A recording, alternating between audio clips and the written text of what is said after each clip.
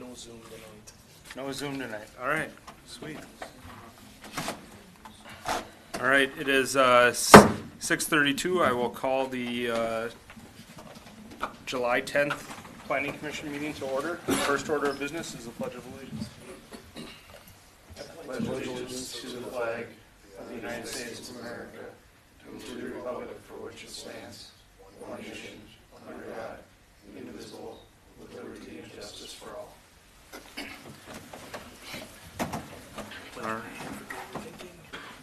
All right. New slide.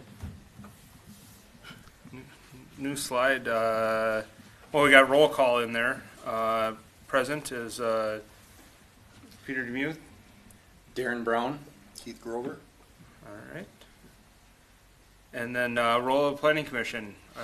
Number 3. It's up on the slide for all to read.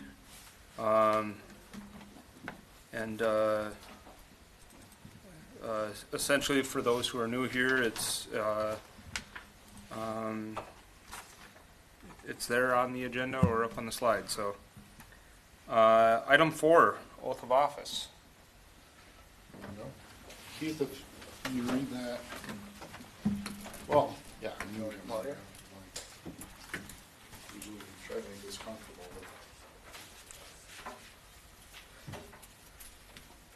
Okay, you raise your right hand.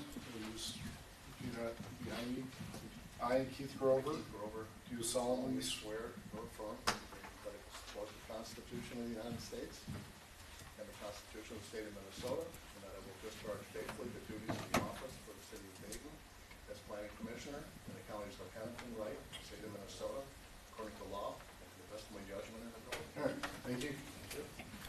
Welcome aboard. Congratulations and welcome. Usually we don't have a slide for this, so this makes it a lot easier to read. Yeah, it does. It makes it better too. All right. Item 5, approval of agenda. Are there any corrections or changes? I see one item striked out. Yes, and I'll mention that when we get there, but just I would prefer it not be stricken from the agenda, but I'm asking that it be tabled. Okay. So it's still on the It's agenda. still on the agenda. Okay. Good clarification. I read it and I was wondering about that. Any other corrections or changes? No. Make a motion to approve the agenda. Second. All right, we have a motion from Darren, a second from Keith. All those in favor? Aye. Aye. All those opposed?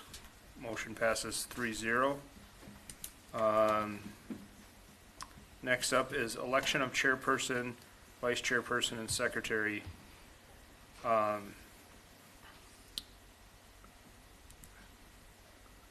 So terms, to me, it's a little awkward that the terms run mid-year, so July 1st through June 30th.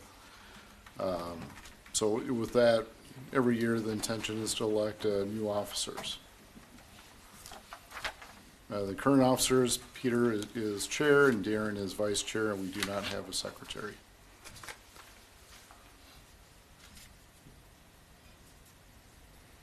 Silence. Do we want to wait until we have a full? Did anyone that's not here express any interest No. to you about positions? Okay. That was kind of, I was in line with that same question. Do we want to wait till they're here? It's up to the. Peter, are you three interested in here. remaining chair? Because I would vote for you. I'll stay. Oh, that's fine with me. I was gonna make that motion, so. All right. Done. I'm not opposed to being vice chair, but really I don't do anything unless Peter's not here, so.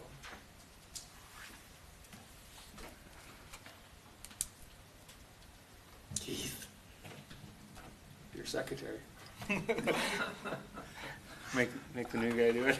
I don't even know what the secretary's responsibilities are. City staff generally is the secretary Yeah, for the exactly. planning commission. Yeah. We didn't have anybody before, so I can fill that role perfectly. I think we got our slate. Okay, I do need a motion and a second. I'll make the motion that we reaffirm both positions that are currently held. Okay, and then is Keith as secretary? Or, City staff. You are. or staff, I mean, either way, like. Can we say staff as secretary? You can, Oh, yes. yeah, that's fine, yeah. Okay, Yeah. Makes sense. We have a motion. I'll second it. All right, a motion and a second. All those in favor? Aye. All right. Aye. All those opposed? Motion passes 3-0. Consent agenda. Only item on consent agenda is Planning Commission minutes from June 5th. I didn't have any notice or anything, so I'll make a motion to approve the minutes. I guess I'll second the motion. All right, we have a motion from Darren and a second from Keith. All those in favor? Aye. Aye. Aye. All those opposed? Motion passes 3-0. Open forum. Open forum is open to 3 minutes for non-agenda items. Name, address, and no comment. No action will be taken tonight, but items will be referred to staff for further discussions. Anyone here for open forum? I have something about regarding the public hearing B for curbside waste. Would I speak now, or would that be later? It would be during the public During hearing. that public hearing? Okay, thank you. Yep. All right. Moving on, council update. So for the 10th, we had our work session. Just so you know, the capacity number came in at about 8.1. The staff ask was about 19, so we're working on that, continuing to work that. There was approval for replacement of the fire suppression tanks at Public Works. Apparently both tanks have flaws, and the repair work's about $70K. Approved the updates to the personnel policy with regards to a couple items. The one that kind of stuck out was the THC measurement. So that policy got tabled for the next meeting. It was subsequently approved with a couple modifications. There was an approval to hire a firm to do some HR work for the city.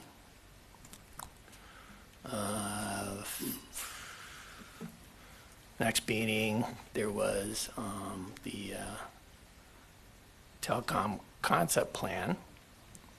I think it kind of paralleled your discussion.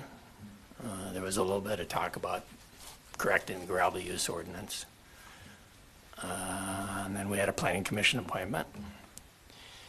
Then the building variance for the property on East French Lake was approved, and there was discussion about fixing the ag requirement on the outbuildings. Scannell preliminary plot was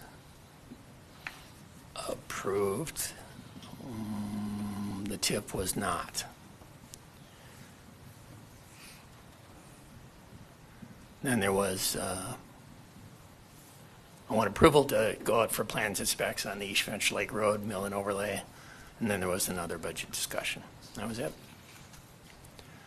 Actually, I think we ended up skipping that budget discussion because it was dipping towards 10:30 or something like that. So. We're not the only ones. Oh, no. Yeah. Any All right. questions? Any questions on council updates? All right, moving on. Item 10A, site plan review for 17400 113th Avenue. Thank you, Mr. Chair, members of the Planning Commission. Tonight you're asked to review a site plan application for 17400 113th Avenue. The site is a 2.5 acre parcel that is currently zoned I-1 light industrial and guided business park in the 24 comprehensive plan that ultimately also accommodates industrial uses within that land use designation. The principal use of the property is a contractor's operation for a landscaping company with accessory outdoor storage.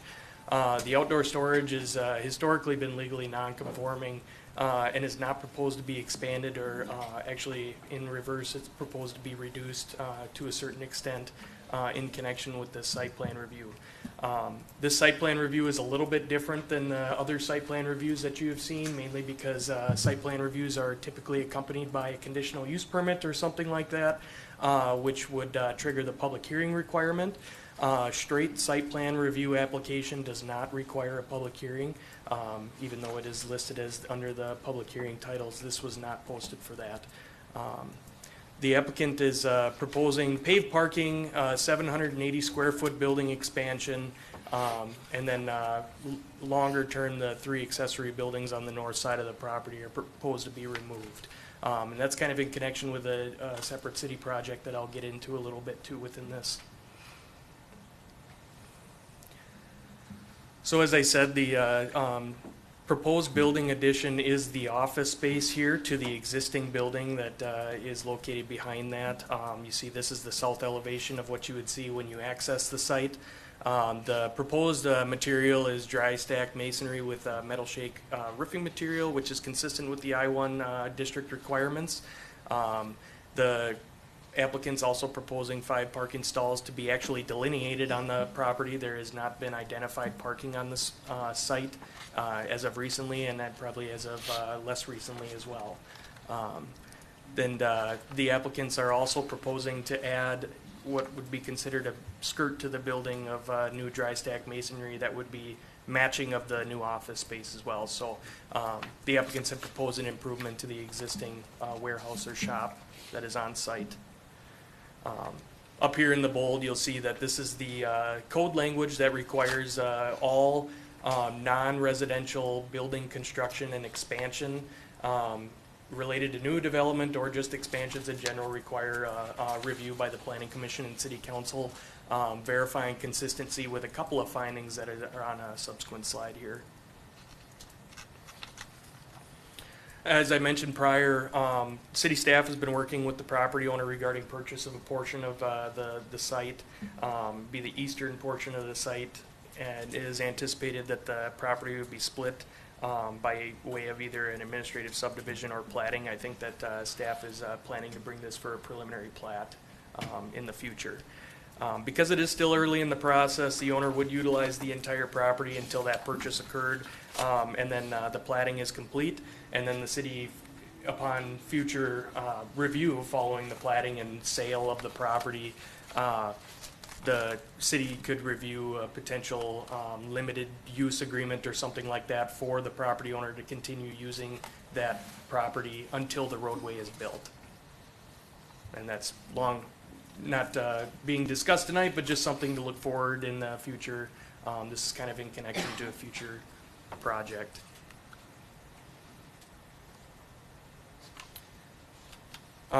Here is basically the findings that would be included in the resolution for approval or denial related to consistency with these. The proposed development is not in conflict with the comprehensive plan. The proposed development is not in conflict with the zoning district provisions, and the proposed development is compatible with the existing and anticipated future development, and as well as it conforms to the exterior building material requirements of the zoning ordinance. Staff has drafted a resolution recommending approval of this site plan review based on findings that are detailed within that resolution that was in the packet, and subject to some of the conditions of approval that I have included for the Planning Commission and City Council to consider on the next slide. And that is as follows. No outdoor storage is allowed to be in the front yard of the property. The parking stall dimensions shall be revised to meet the code standard of 10 by 20. Most of of the 5, I think that there was a couple of them that measured 9 feet in width, which would be considered inconsistent with the parking stall dimension requirements. The applicant shall submit a photometric verifying compliance with the city's lighting requirements. All lighting shall be downcast and not exceed 1.1 foot candle at the property line, and any new pole-mounted lights shall not exceed a height of 30 feet. Any trash enclosures on the site shall be completely screened from the public right-of-way. Any new ground mechanical equipment in connection with the building addition shall be completely screened from the right-of-way. The industrial building code does require a 5-foot strip from of the new building edge to be treated with a decorative ground cover, such as foundation plantings like shrubs. Any previously impervious surface that changes to pervious surface shall be seeded with grass. The proposed parking area shall be curbed as per the plans and subject to the approval of the city engineer. And the approval of this site plan review would be contingent on compliance with the city engineer's review letter that was included in your packet as well. And with that, I'm happy to answer any questions, and the applicants are here as well to elaborate on anything or any questions you may have. One question I have is, can you put any time frame around when the city might actually acquire that property, or for the future roadway, and when that roadway? It doesn't have to be exact. I'm not holding anyone to it. I'm just trying to put it in perspective as we consider this. Are we talking 6 months, a year, 2 years? Yeah, go ahead, Jason. So we do have a purchase agreement drafted and purchase price offered to the applicant. He's reviewing the agreement as we speak. Okay. So it could be sooner than later as far as the acquisition goes. Yeah, the plat is in place, the encroachment agreement to allow continued use is in place, so everything is drafted. Upon execution of the purchase agreement, we would move forward with the purchase. As far as the construction of the road, we don't have a timeline. It would be largely based on when the intersection becomes, I'll say, too busy at the connection of Dayton Parkway, at which time we would look at doing it. Unless it was coordinated with another project or the funding was available, it might be sooner, but. Do utilities need to come through this area? We're doing a study now. It hasn't been, we're in process of evaluating different alignments for a sewer extension. One of them does utilize this corridor. The other is east of here. As of now, our preliminary findings are the alignment to the east are shown to be beneficial. So we do expect that alignment to be utilized, and therefore we do not need to extend sewer along here. And when would these properties potentially be able to hook up to sewer? When it's extended along 113th. And to date, we've attempted that project twice and have not had consistent support from the property owners. That helps. Thank you. And I guess with that, with the potential of closure of 113th, we still could use that as our utility corridor. The water is stubbed from the west side already, so it's partially into 113th. Yeah. The sewer is actually on the east side, Okay. so the sewer flows to the east. So that the connection, if you will continue to be a corridor for the utilities, the water main for sure. Yeah.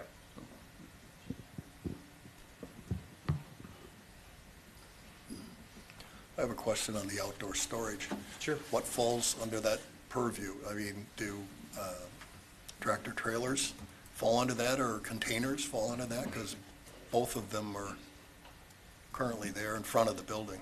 Yeah, that's correct, and I have discussed with the applicant as well about some of the future improvements for that outdoor storage, and he has informed me that, as you can see in this overlay, this is where the parking area is going to go. So if they utilize partial storage for these items on the site, they would be able to do so, just not within the front of the property.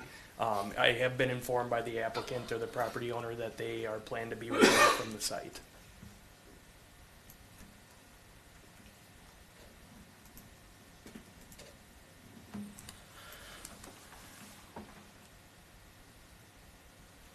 Any other questions for staff? Invite the applicant forward. Do you have anything more to say on the project, or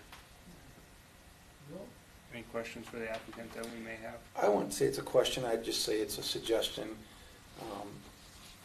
I don't have the right answer because it really depends on when the sewer's available and if they want to hook up, but there's obviously some valuable real estate where the septic drain field is that I have no problems with what they're proposing at all. I would just encourage them to think of the bigger picture of, of how they're going to utilize that someday. And not so much like if what they're putting on their addition,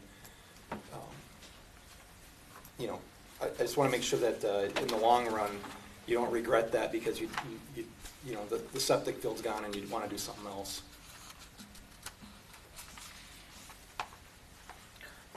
All right, with that, we will open the public hearing at 6:52. Just to clarify, technically this isn't a public hearing, but if you wish to open it up, you certainly can. I just did. It was under public hearing, so. It was. So let's make sure to get that corrected on agendas if it's not. So, if there's anyone here to speak on this one, the floor is open. What's this pertaining to? 10A, this is the site plan review for property on 113th Avenue. Okay. All right. Any other further discussion amongst? Nope. Us while we're waiting? All right. With that, I will close the public hearing at 6:53.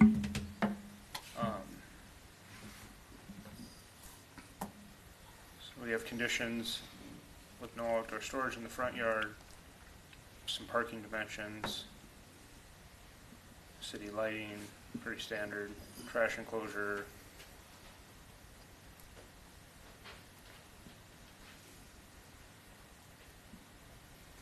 Yeah, it seemed to be pretty straightforward to me. The one thing that when I looked at the site plan, I was wondering about would be better is if the parking was all orientated along the septic drain field area, but I realize it's more asphalt and it's only 5 stalls, and I'm completely fine with the way they're doing it.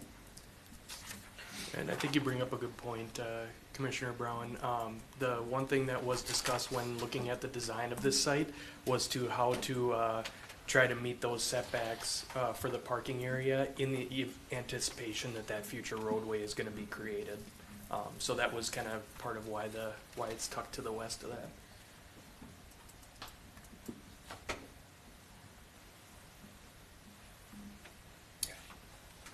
I can leave it open for more discussion, but Yeah, You got some- I've got just a few and just some things to consider.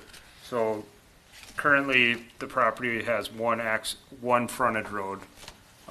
This proposal to extend the future access road for the city.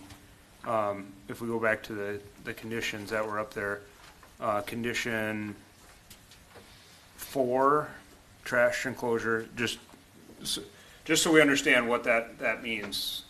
You know, is this a condition to today's environment, or after the road, if the roadway gets purchased and that's a right of way now, and just some clarifying. Yeah, clearly I didn't make it specific enough. The way that this is would be, I guess, addressed by a conditional use permit in the long term would be that eventually that road would become public street or right of way.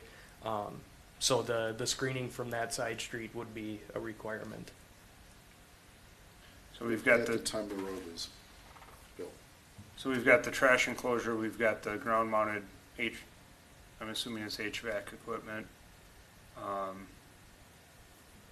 And then the outdoor storage is kind of an interesting one, because if this roadway does become a connection through here, you know, what side's the front of the building, right? I'm going to say the south side's still the front in my brain, but I can certainly clarify that condition to say behind the south or the building north side line. of the building. And I don't want to set ourselves up for both, you know, I want to set ourselves up so that us and the applicant are under a general understanding with these conditions. Certainly. So I mean, I have no problem with what's written. If we can all agree that it's today's condition, and if, you know, we address it when the road comes through, or you know, do we want some screening on the equipment from the other sides? Because essentially they could be on 3 frontages.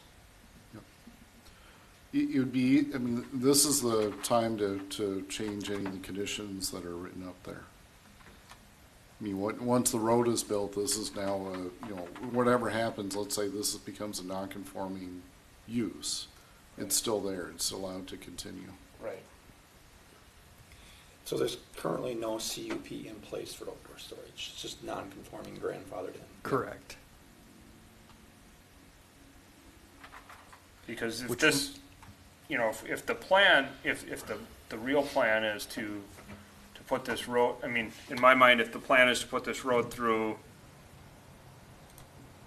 and close 113th, does the south facing where they're proposing the extension actually become the backyard, and that's where we want the storage?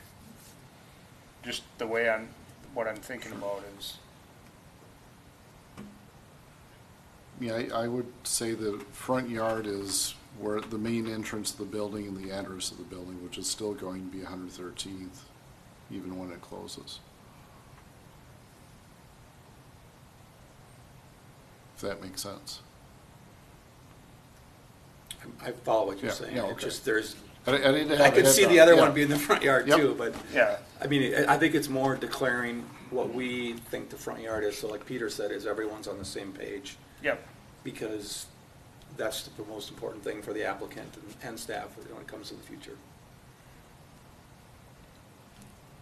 But just for my benefit here, being the new guy on the Yep. block, when and if the new road goes by on the east side, we buy the property and put a road in there, the existing 113th on the south side of the building is going to go away? The, Is it gonna stay there? intersection with Dayton Parkway would go away, so that would be. But the road is still going to The be there. road's still going to stay.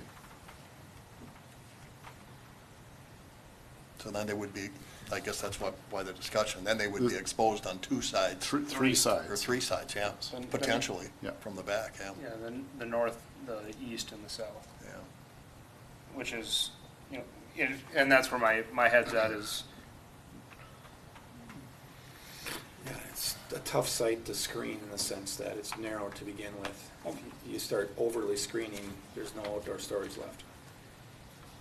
Given that this is a legal non-conforming accessory use on the property, and the city would be buying future roadway for a road on this property, there is the capability, not that the city would promise anything or anything like that, but there is the consideration that can be made by the city to utilize their own screening. Whether it be fence or something, landscaping along the right of way or something like that. Is there enough room to do that? Let me see. Fencing on the property line. I mean, there's, trees are tight. I mean, it's you think of say a pine tree that's 20 feet in diameter, That's not gonna fit that's the size there. of a car. That won't fit there, along the road, Yeah. outside of the fence, It won't look good, that's for sure.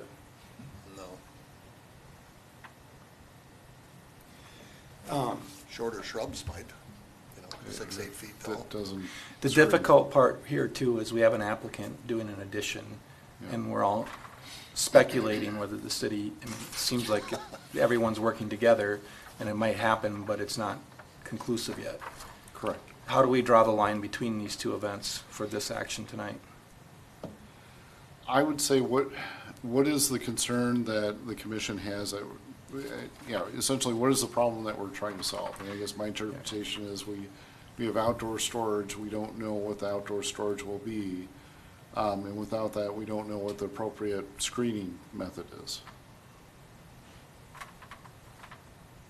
Commissioner Brown, if I could, my interpretation of this site plan review would be specific to the redesigned parking area and the building addition.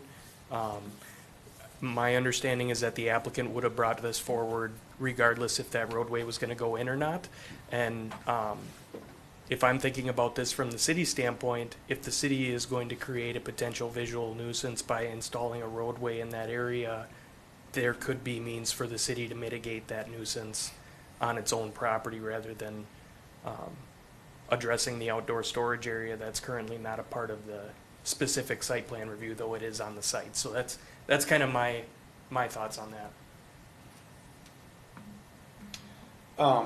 Question for the applicant.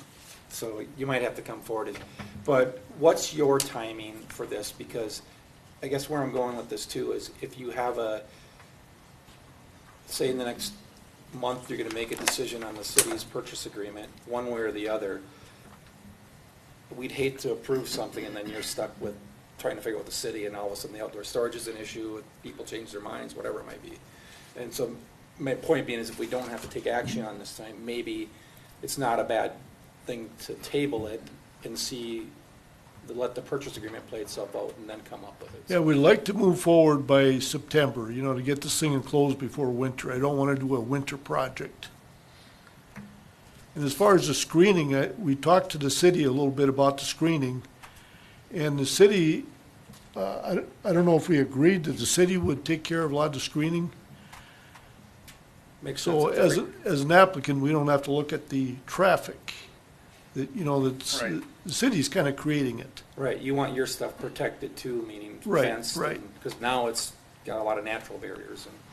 Yep.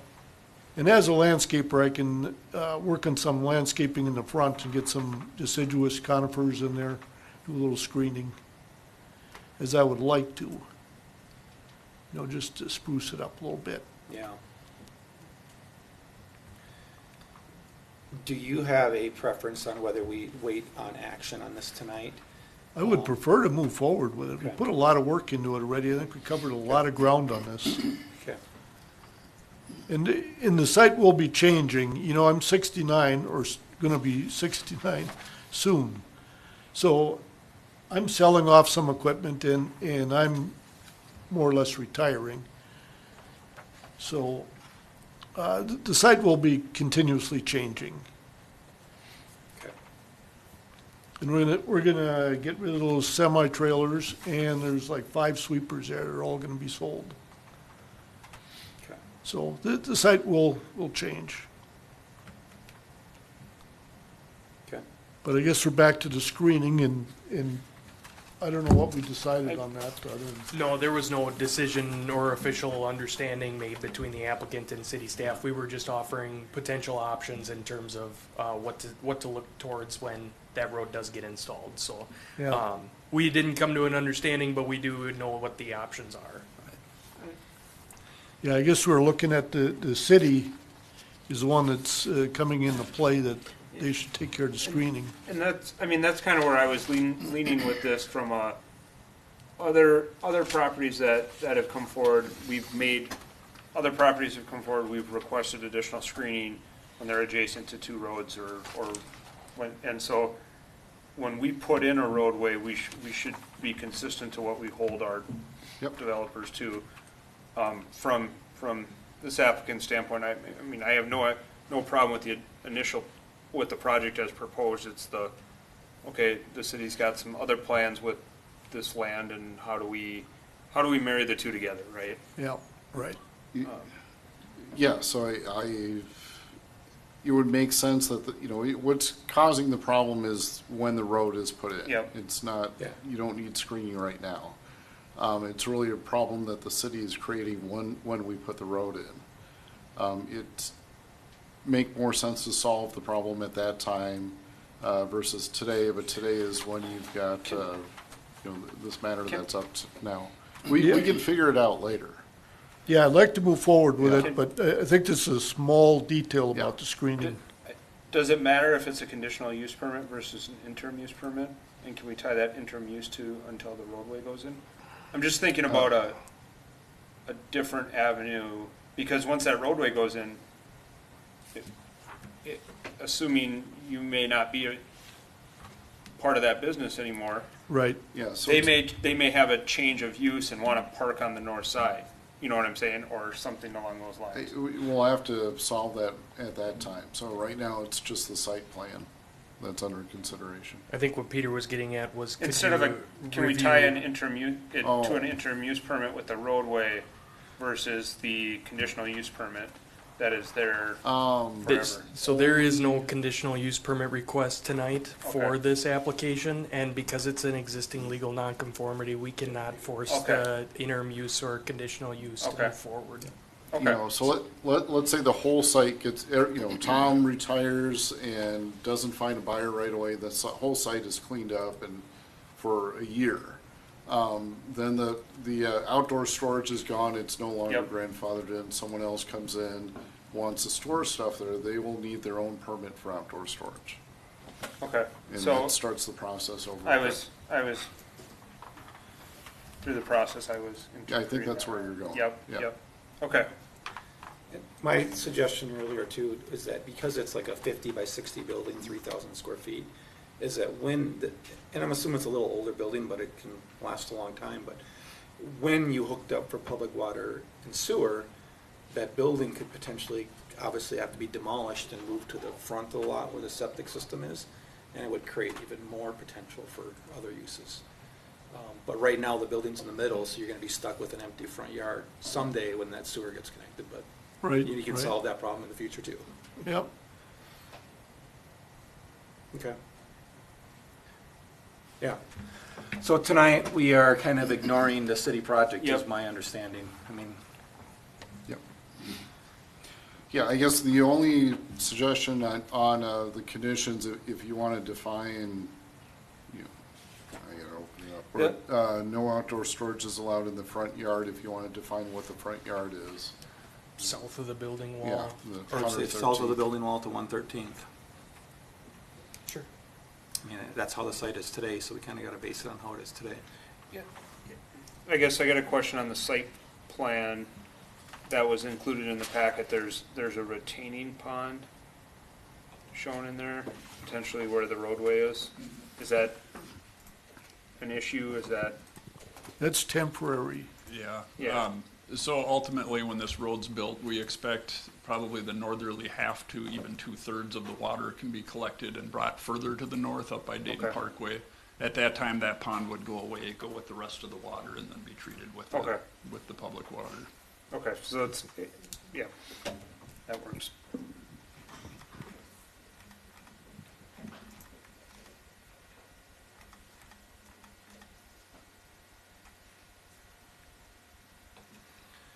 Thank you. You got any more questions? Because No. I'm good. based upon the plan presented and ignoring the city project, I will make a motion to approve the site plan as presented for the building addition. I'll second the motion. All right, we have a motion and a second. All those in favor? Aye. Aye. All those opposed? Motion passes 3-0. Thank you. Thank you, gentlemen. This will go to final approval at the next city council meeting on July 22nd. All right. Item 10B, site plan for 18100 118th Avenue, curbside waste. Thank you, Mr. Terry. And I should clarify, this is actually a concept plan, not a site plan review. So, though everywhere I have it written as a site plan. So Curbside received a conditional use permit for a transfer station for yard waste in 2022. The building was completed this past April and started operations.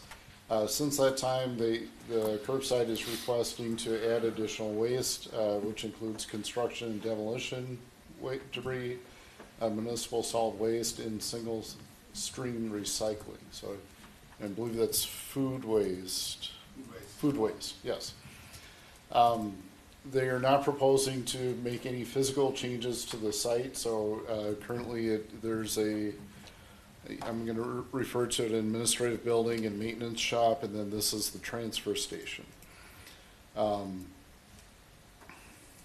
we go. So what is a transfer station? This was, not every community has this, so it's a little bit news. So again, this is how the transfer station, or what it looks like on site. The smaller dump trucks will come in, drop their loads on the floor, and then at the end of the day, it's scooped up into a larger truck and hauled off site the next morning. In this case, this is one load of yard waste from a 1-ton dump truck. The building is able to handle much more than that.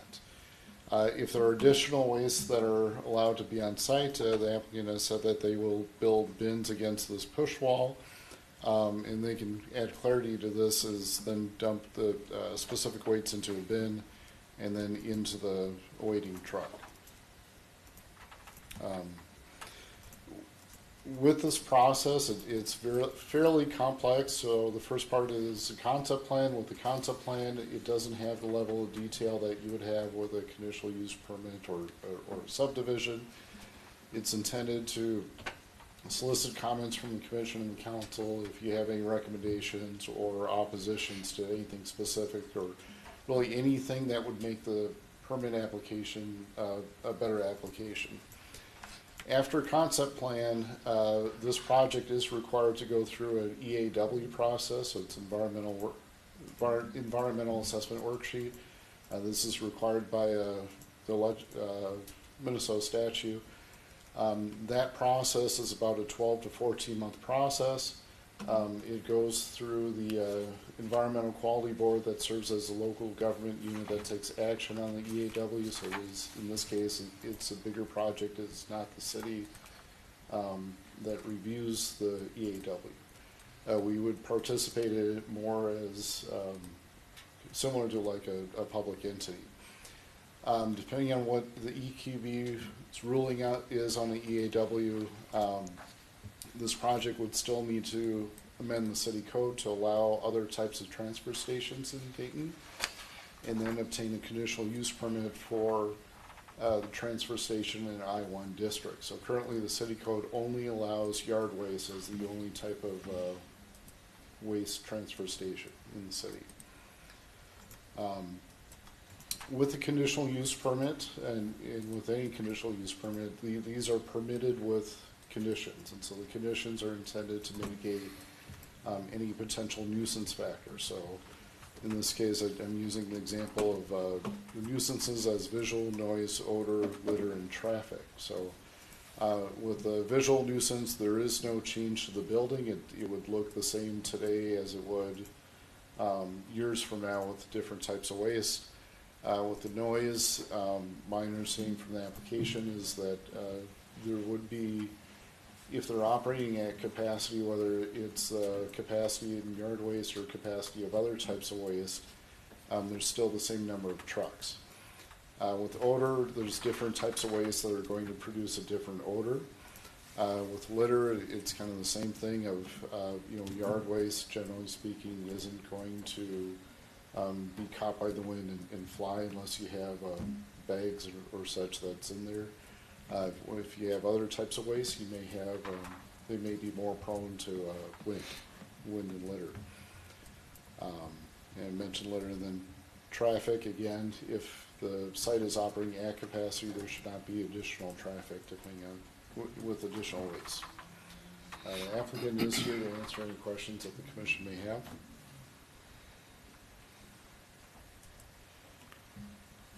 That's my spiel. All right. And this one is a public hearing? This is, it's been advertised as a public hearing. Okay. Yeah, understood. Not required by code. But. Okay. Any questions initially from the commission for staff? No questions for staff. Okay. Would the applicant like to come forward? I can come forward before or after the public hearing, whichever. If we'd like to get some comments, I can address those now or later. You have questions for the applicant? I don't have any specific questions yet at this point. No. Okay. Why don't we have you come forward after then? Thank you. So this is a public hearing. We will open it at 7:15. If you'd like to come forward and speak on this, please come forward, state your name and address, and you'll be given about 3 minutes, give or take. Sounds good. My name is Shane Jacques. Who takes this? I'm at 19950 West French Lake Road, which is directly across from the transfer station. I just have a few notes here that I want to cover. I have been speaking with Matt, and we've gone over quite a bit of information and actually done a tour of the facility. Some of the things that I want to be addressed is, and I have spoken with Matt about this, cleaning up the yard if trash escapes the property. So my personal yard, if things happen, that it ends up in my yard, which is likely where it would go. Keeping the fence line clean is another thing that I would care to see. I'm requesting all this. Doors to be closed at the end of the day. I was told that there will be doors installed on the building, and that we could have them closed at the end of the day. Taking care of rodents and pests, flies on the property if needed. There's going to be an environment change around there, so I just trying to foresee the things that are coming. And then the other thing was no garbage laying for more than 24 hours was one of the other things that was talked about. And to do what it takes to stop the odors, such as scrubbing the floor, or just maintenance periodically to take care of that, because there will be slime that builds up on the floor. There will be issues like that that are going to create odor. So I'd like to have those addressed also. That's what I have. Thank you. Thank you.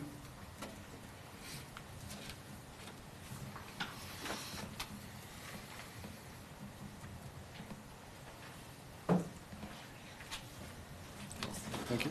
My name is Elena Steelman. I'm at 11781 West French Lake Road. We are across from the Curbside facility on the corner of Troy Lane and French Lake Road. I did write a testimony and I have copies I can pass out. I'll just maybe go over some of the more important points so I don't take too much of your time. My husband was not able to make it tonight, but we have a couple of our neighbors here, and I am speaking on behalf of most households within the close proximity of the facility. A few of us are united in opposition to this proposal to increase the waste processing operations. Some of us actually reviewed a council meeting from 2022 where an original proposal was made, and there were a number of written and verbal commitments that were made that have not been upheld by Curbside. Some of these include the truck parking being restricted to 30 trucks parked in a designated area. It's kind of like behind the building, but we've noticed more than that, and they've been parking more along Troy Lane, which is visible from our property. We also noticed there was a plan and a map for trucks to follow a specific entry and exit routes, going one way when they leave and another way when they come back through Troy Lane or West French Lake Road. That has not been followed. They do all use West French Lake Road, which passes by most of our properties. And then the operating hours, one of the commitments was made that operating hours would be limited from 7 a.m. to 7 p.m., which we've noticed has not been followed. And then I think my other neighbor mentioned some talks about privacy fencing and building doors being installed that has not been implemented as well. My husband and I moved in more recently, but our neighbors recall these promises pretty clearly, so the pattern of noncompliance does make it a little difficult for us to trust that further expansion on operations will respect the community or the original agreements. Makes us hesitant to support some change like this. Some of our real everyday concerns has been regarding the traffic. Traffic has become more dangerous since they've started their operations. We do have many trucks speeding and stopping unpredictably in front of our home when they go to turn onto that Troy Lane. So that's been a big concern of ours. And then and you've mentioned some of these potential changes in the odor, the waste blowing into our yards. So I do share that concern with my other neighbor of who would be responsible for cleaning up that waste. In our property specifically, the wind blows directly from Curbside, and we get very big gusts of wind, a lot. So we have some concerns about, municipal waste being blown into our yard and the odor drifting into our property, as we don't experience that now with the yard waste. And then we are a little concerned about the impact on the local wildlife, since we have the ponds and the marshes nearby, and how that may impact that if we increase the type of operations that they're doing there. So considering these concerns and the history of broken commitments, we respectfully ask the council to deny Curbside's proposed changes. And I want to thank you for your time and for considering the well-being of our families and our small neighborhood. And I have copies if anyone would like. I can give you one. Just give you a few here. Thank you. Thank you. Thank you.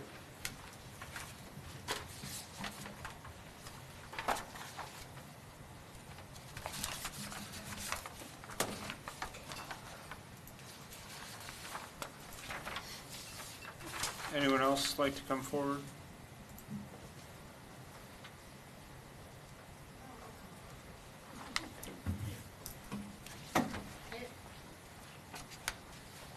Ashley Grover, 11320 Fernbrook Lane. I don't live by it, but I drive by it quite often when I'm going to Rogers because my road is blocked off now from Brook Lane. I don't know what the city council and the planning commission were thinking when they okayed this in the first place. Why do you put a transfer station in a neighborhood where people again have wells and septic systems? It just seems crazy for me, but now that it's done, you all have an obligation to these homeowners to protect them from whatever may come in the future because of those decisions. Thank you. Thank you.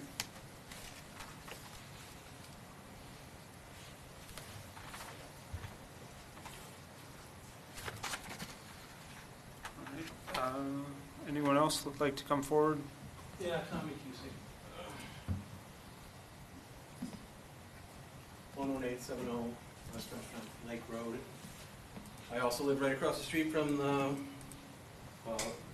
transfer station, and I just support Ms. Steelman's statement.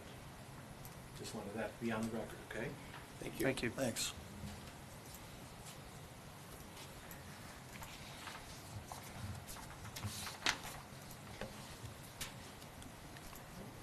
All right, with that, I'm going to close the public hearing at 7:23 and invite the applicant to come forward.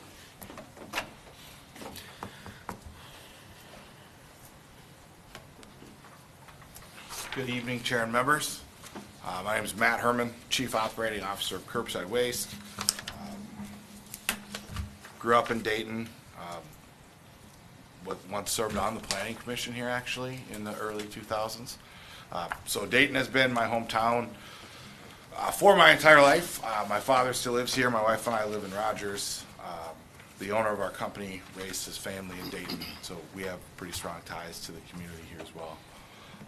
I'm excited to move forward with public hearing tonight. I've had an opportunity to engage with several of our neighbors, not all of them. We've worked ahead of time to understand what these concerns are and what we can do to mitigate them. I think I understand the concerns about what operations would look like, and I could spend some time talking a little bit more about that if you all are interested. I would say that I was not involved in this project in 2022 when this was developed. If there were requirements not being met, John and I can discuss those. If there were promises made, I just simply can't speak to that past practice. Our intent is to be a good neighbor. We've sought out conversations with our neighbors leading up to this to try to figure out what we can do, how we can get on board with addressing concerns. So as we look at the building now, it does not currently have doors on it. If we move forward with different material types, we would put doors on it. And I think that's, from a visual perspective, that's an important aspect. Also an important aspect of odor and potential litter control. As we look at the site, we've looked at best practices we can use on really windy days from the north versus really windy days from the south. We can have different operating plans with doors, certain doors open and certain doors closed to manage litter. So we think we can continue operating with different material types with no change in litter or odor concerns. We've been successfully managing yard waste without odor concerns. And a lot of that is we clean the tipping floor every day. So we get everything loaded on a trailer and it's set for the next morning and it's hauled out at 5 a.m. And the site, as it relates to other transfer stations, the site is very small, not designed for huge amounts of storage. It literally needs to have a throughput operation. So with a proper planning and operations procedures, I don't expect there to be any issues with odor, litter, and pests and rodents as well.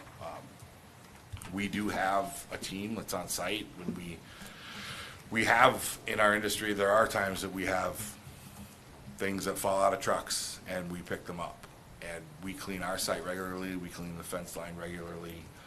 If we, in the event down the road, we do have litter issues, we would address them. But again, I think our intent would be to properly plan for and reduce any of those issues. Maybe a little bit more detail on what different material types we would look at. So we've said we're interested in demolition debris, MSW, recycling, and potentially organics and food waste. Organics and food waste is a growing environmental concern in Hennepin County, and all of this flexibility we're seeking is so we continue to have the ability to take materials and get them to the appropriate place. I don't know exactly what our operations would look like on day one, if it would focus on trash, recycling. We live in a very changing time as it relates to whether HERC will be there or not, whether we'll have outlets for trash. So we don't know exactly what that looks like. It's in all likelihood what you can see in the building is the tip wall that's in there. That's probably a bunker or two, and you have a couple material types that we take, and maybe one of them is yard waste in the off season, maybe it's demolition debris in the winter. But that operational flexibility is important to us being able to continue to operate our business and meet the recycling goals of the state of Minnesota and Hennepin County. So changing what is inside the four walls of that building, I hope would have very little impact on the neighbors.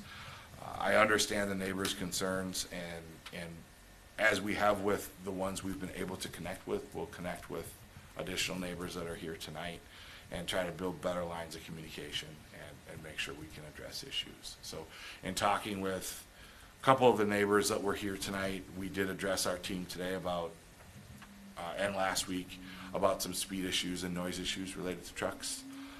We'll continue to post reminders and do the best that we can. We're not all the traffic on the road, but we will control what we can control, which is our fleet. So we took another step towards that today. With that, I appreciate the time in having this discussion, and as John mentioned, this is the very first of a long road of discussions as we would look at an EAW, more further city changes, as well as the MPCA's permitting process. So if we're talking about what exactly are litter requirements or litter conditions, we have an awful lot of time and other agencies that will give us permit requirements related to litter and odor, but certainly want to say that, our commitment, and we can put it in writing if there's fear that we'll get, that something will be lost in translation later, but that is our commitment to manage odor and litter and pests and the other primary concerns. So help me understand the process for those who aren't as familiar. You're here tonight seeking the concept plan. This then goes to council? Yeah, so normally a concept plan is because there's some type of construction that's proposed. In this case, there is no construction. I'll say it's a change in use. It's a change in use. But then this goes to council as well. And then from council, the applicant then goes for the EAW. Correct. Which is an environmental document or assessment worksheet that you have to fill out. That is there a response period there as well with the EAW for yes, it's comment? A 30-day public comment period. So from the neighbors who are here tonight, he's asking for a large amount of conditions so he can for an operation. Then we can go to the EAW, or he fills out the EAW, and there's another chance to have comments there.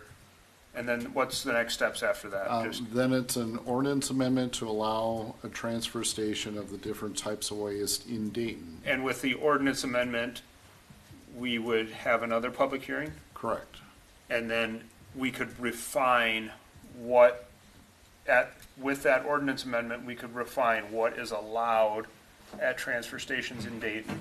Correct. So let's say, Curbside's going to ask for, I think, 3 different types of waste, or the addition of 3 different types of waste. If the council decides that one of those is not appropriate, then we just don't allow that in the city. Yep. That type of waste. And then after the ordinance amendment, And then they would be eligible to apply for a conditional use permit for the transfer station for those other types of waste. And with that conditional use permit, There'd there's, be conditions of approval, so for example, if there's a condition where they'd have to scrub the floor, Yep. scrub and clean the floors every night, that would be a condition of approval. and with a conditional use permit, just, there's another public hearing there? Yes, So we're talking about from tonight to conditional use permit when curbside waste is approved. We have potentially 3 more opportunities? probably 2 with the city and 2 with the city and 1 state. with the state.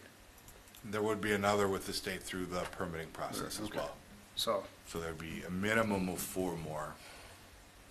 and right now, you don't, and just, you have an understanding of what your guys' need is as a company, but you don't have an understanding of what it is, need is of this facility, is why you're coming with such a broad ask. Well, we want operational flexibility throughout seasons and Yeah. throughout years and throughout a changing business environment to potentially pursue different business strategies. Okay. Whether that may be recycling. We have a number of recycling facilities in the metro area that work really well right now. That may change. We have ample MSW disposal in Hennepin County through HERC and others. That may change. So it gives our business the ability to adapt to changing customer needs and to continue to meet the environmental goals of the state and the county. And I'm assuming you've talked to some of those in the room and they understand what the HERC is. But and I understand the challenges of it because I'm working on a project right there, but you want to explain what the challenge is with HERC? Sure. So Hennepin County Energy Recovery Center is a regional waste incinerator that processes somewhere around 400,000 tons of MSW a year. It's in downtown Minneapolis. A lot of waste from Hennepin County, specifically the center of Hennepin County, gets directed to HERC. And it's a subsidized disposal option, and it has been the subject of great public debate. And I believe the county is still holding a plan with a potential closure date. And we don't know what that crystal ball is going to yield. If that facility goes away, it leaves Hennepin County with a problem about where does waste go. And it leaves our business with a problem about where does waste go. And so this is our attempt to, again, have that operational flexibility to continue to serve our customers, serve our communities, and meet the needs of a changing sort of waste shed, as it were. Yep, thank you. Yeah, and I think, just, Matt, just to the public's aware too, is one of the reasons he's here for a concept plan is to get feedback from us on would we support the ordinance amendment? Would we support the use? Because otherwise, why go spend all the money on the EAW and all the stuff today? Maybe there's a different time in the future. And the council's obviously even a bigger step in that process because they're the ones ultimately that control approval. We make recommendations to the council. With that being said, how I view this use, and actually I'm going to go to John quick before I come back to you. But if we pass an ordinance allowing these different types of waste in the city, that also opens the door that there could be more transfer stations in the city. Yes. Okay. That's what I figured. My biggest concern is just what the neighbors reiterated. And Matt, when they came forward with this proposal the first time, I was one of the few that did not think this was a very compatible use because I've toured enough transfer stations and know that it's just tough to get rid of the odor. It just is what it is. I mean, everyone you went through, you kind of have the gag smell when you walk through. And so talk to me how you guys might be able to do something different. When you said scrubbing, are you scrubbing the floor in the facility? What are you doing to really manage odor? I would say the biggest thing that is different with our building and our operation right now and how it will project to yard waste is the size and the throughput. If you're familiar with Maple Grove Transfer Station and others. I was there today. So they're generally great big 3-walled buildings with an entire face that's open. And they essentially operate like an open air garbage dump. And we have a 4 walls, 6 doors, enclosed building with fewer corners, less storage. So right now, as we do yard waste, we are maybe have room for a load or two, and then it's in a truck and it's in a trailer. So our facility is based on throughput, and really lining up operations to get it on the floor, maybe pushed up for get a few more trucks and then get it away. We don't have the capacity and the size for storage, and we're currently not allowed to store anything overnight. So I've talked about flexibility. When we're never going to be a storage facility. We're not large enough. But for materials where we're concerned about odor, we need a little bit of flexibility. 24 hours is a suggested time, and then it's out of there. And the more that we can do that, getting it up and getting it out is primary. And then if we have messy situations, we have a Bobcat sweeper. We have like a street sweeper that we can utilize. So we clean the site weekly, daily, and would look to have that same level of care there. We also, again, have doors that we can utilize, which I think is different from many of the other transfer stations. When it comes to like solid waste and the organics, are they coming in and getting dumped on the floor and then loaded in the bins, or how is solid waste going to be processed in this facility if you did it there? Are you thinking about source separated organics, like food waste? Is that the reference? Yeah, well, both the municipal, the with construction materials, solid waste, and what was the other one? Or the organics, right? So yeah, organics or food waste or source separated organic material as it's defined. Likely never going to be a huge volume, but it is a growing interest across the county. Right now, most of the source separated organic material in the county ends up at the Brooklyn Park Transfer Station, and then makes its way down to SET and Empire, or the Shakopee, Mendawakit, and Sioux community. And now there's a compost facility opening up in Becker near the Bronco 2 site, and we would look at having the flexibility to get material to one of those sites. With Hennepin County, with the future of HERC up in the air, so is the future of the Brooklyn Park Transfer Station, which right now hauls almost every bit of organic food waste that's collected in Hennepin County to one of those sites. Again, as long as that operation is there, we're not seeking to supplant it. But again, we want the operational flexibility. So, Commissioner, to put it most plainly, when we start, we could have an 8-yard that we allow residents to dump organics in, and then we put that in a front-load truck that's going to restaurants. So, I mean, it could be that simple, because it's just not a large volume of material. So I think that starts very small and maybe stays very small.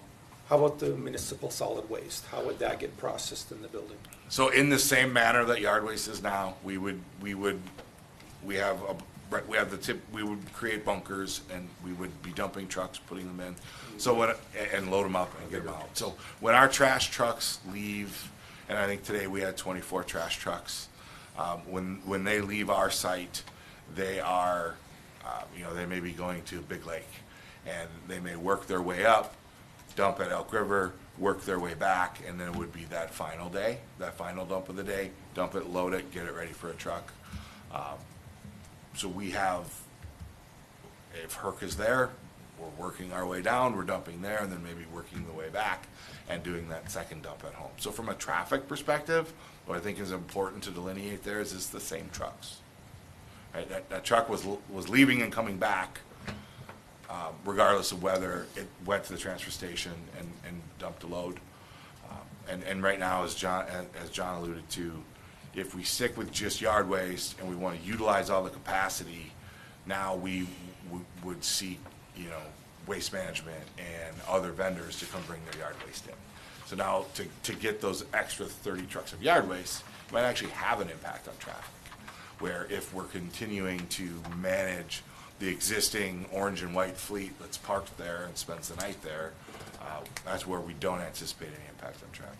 Yeah, and I think My concern about the solid waste is the odor. And obviously, when you're dumping solid waste, that's when the fluids get on the floor. I mean, I get it why you gotta dump it, I'm not trying to say, Yep. right, you're dumping on the floor, you're scooping it up, but that's what builds up over time, and that's the slime, one resident spoke about that builds up on the floor, that's what causes the odor. What is part of your processes that you can do to alleviate that part of it? Again, we can sweep, we can use floor dry, garbage is a great way to suck up other garbage juice. But keeping a clean floor, again, the throughput, getting it up and getting it off the ground and getting it loaded and getting trailer staged and getting it out, and then cleaning. And again, those are requirements that, yard waste is a different material throughout the season, right? When we start in April, it's last year's leaves and sticks, and it's really dry. Then we get into July when it's wet, and green grass that's sat in a bucket for 6 days doesn't smell good. It's bad. And we've been managing very wet, very green, very stinky, hot yard waste for months and haven't had odor complaints. And there's a lot of times that I would rather sit down next to a pile of garbage than a pile of yard waste and have a sandwich. So, we are managing that successfully, again, through housekeeping, operations and planning, and getting it loaded and getting it out. So, again, things will happen and messes will be made and you have to clean them up, but again, through careful planning, I think we minimize the vast majority of these issues from ever occurring. And staff had mentioned, I believe, that the doors are being put on the building soon or will be. We have that planned. We've gone through a couple plans. We have 2 of the 6 doors in fabrication now, and we have them in meeting with the Dayton Fire Department. If we enclose those doors, we have to cut out other access doors in the walls. So we're not likely to completely enclose the building unless we know we need to. So that's sort of part of the chicken and the egg of this process. It concerns me that if the yard waste smells worse than the solid waste, that you don't close the building. It concerns me. It just doesn't have, we've been able to manage it. It can be very stinky, and we haven't had the issues. We've been very on top of it. So I'm one of the few that has actually toured HERC. Right. And I'll just say, it doesn't smell good. Right. And when they open their doors, you don't want to be downwind. Right. Well, and again, I invite all the neighbors, and some have taken us up on it, and I invite all of you to come on out for a tour. And I truly want you guys to be successful. My concern is the compatibility of the use, and I want you guys to be successful, but that's where my concern is with the odor and stuff, odor and litter. More odor than anything. Right. And doors. Litter can be picked up. Doors are our huge deterrent to litter as well. So I think the biggest value of doors in a storage situation would be, for any situation, is just preventing that wind from coming through. Our building is situated with 2 south doors and 2 north doors, and we've defined operational procedures. When we have doors, if we have the screaming south wind, we'll shut the south doors and enter and exit from the north, and vice versa in the winter when we have the northwest wind. So again, I think we have operational strategies to employ that I think will.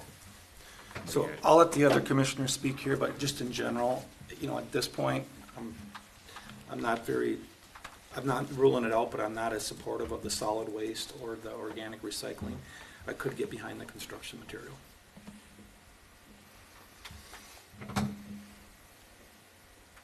Is the public hearing closed? Did I hear it closed? Yep.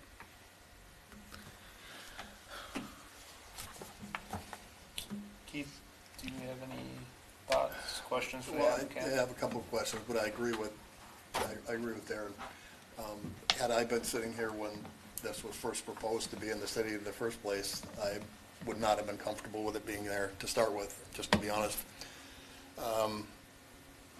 I'm concerned with the smell. I have been in facilities that, the process, have worked and represented people that work in facilities like that process this stuff. And I don't know how you keep smell from leaving a facility. I just don't. The other thing that concerns me, and I'm sure it's a concern for the 8 residents that live closely to this place, is the truck traffic on the road. I don't know what the discussion was around truck traffic and where that truck traffic was going to go into and out of your facility when it was first put in there, but I know that it goes south. I have seen them go south from that facility many times. So, and I'm sure the residents could attest to that too, that they go by their house. They just said that they do. So clearly they're not going north and west to get out of there. That concerns me. If I lived there, I wouldn't like that. It also concerns me the increase in traffic on that road, specifically truck traffic. And if you talk about, 10 trucks per day we're talking about now on average, I mean, that's 5 days a week? Probably not, right? You guys operate 6 days a week, depending on when the holidays fall, right? So you run on Saturdays? Occasionally, yeah. Yeah. So they're looking at that kind of traffic 5 or 6 days a week, depending on where the holidays fall during the week. If I may clarify that, the traffic is already existing. Our trucks are starting their day at our Dayton shop and going out into the world and coming back. So that traffic is not impacted in any way by what's taken or not taken at the transfer station. That traffic exists, it's there. I think we are of the mind that the traffic is significantly safer for the community to stay off of an uncontrolled intersection at Troy Lane. And so the roundabout and the controlled traffic of Dayton Parkway is, I believe, a safer option than trying to have either semis or garbage trucks or recycling trucks trying to navigate County Road 81 at rush hour at an uncontrolled intersection at Troy. So that leaves your trucks going by all the neighbors' houses. And again, neither you or I were here in 2022 when that was made. And again, we will continue to try to do outreach and build relationships with the neighbors, and to the extent that we can slow trucks down and quiet trucks down, we will. There needs to be a stop signs on Dayton Parkway and West Frederick Road. Point of order. Stop signs, that solves it. The public hearing has been closed. I understand the concerns. We have to stick with where we're at. I'm just concerned that if you add all these other products that you're going to be running in and out of that facility, are you telling us that there won't be increased truck traffic to handle all of that? Correct. The trucks are already there. So we already have our garbage trucks, our C&D trucks, we already have our fleet. And right now, if we're running our fleet, if it has 11 yard waste trucks today, our whole fleet is still leaving and coming back. Just 11 of them are dumping at the transfer station. So our garbage trucks are still leaving the site, and still the trucks still wake up and go to bed at the site every day. So they still drive out and do their route, whether they stop at the Herc or the Brooklyn Park transfer station or the Maple Grove transfer station to empty. They still drive back, refuel, and get maintained and get ready for the next day. So our fleet is in and out of the site regardless of what or where they dump. How many times do the trucks leave and come back each day? Generally one. There may be some trucks that go out and come back but the vast majority, I mean, if you watch our site, the vast majority of the fleet is out by 7 in the morning, around 7 in the morning, and back by 3 or 4. With some exceptions, but in general.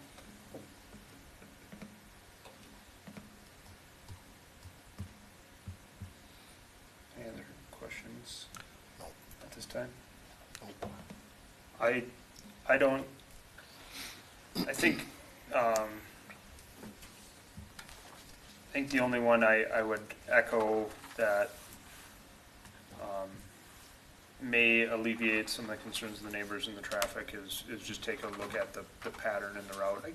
I get your standpoint of going through Dayton Parkway with the trucks in the roundabout, but if there's an opportunity to go the other way up French Lake, or have some trucks come in and off Troy Lane if they're making a right in, right out type situation. So it might alleviate some of them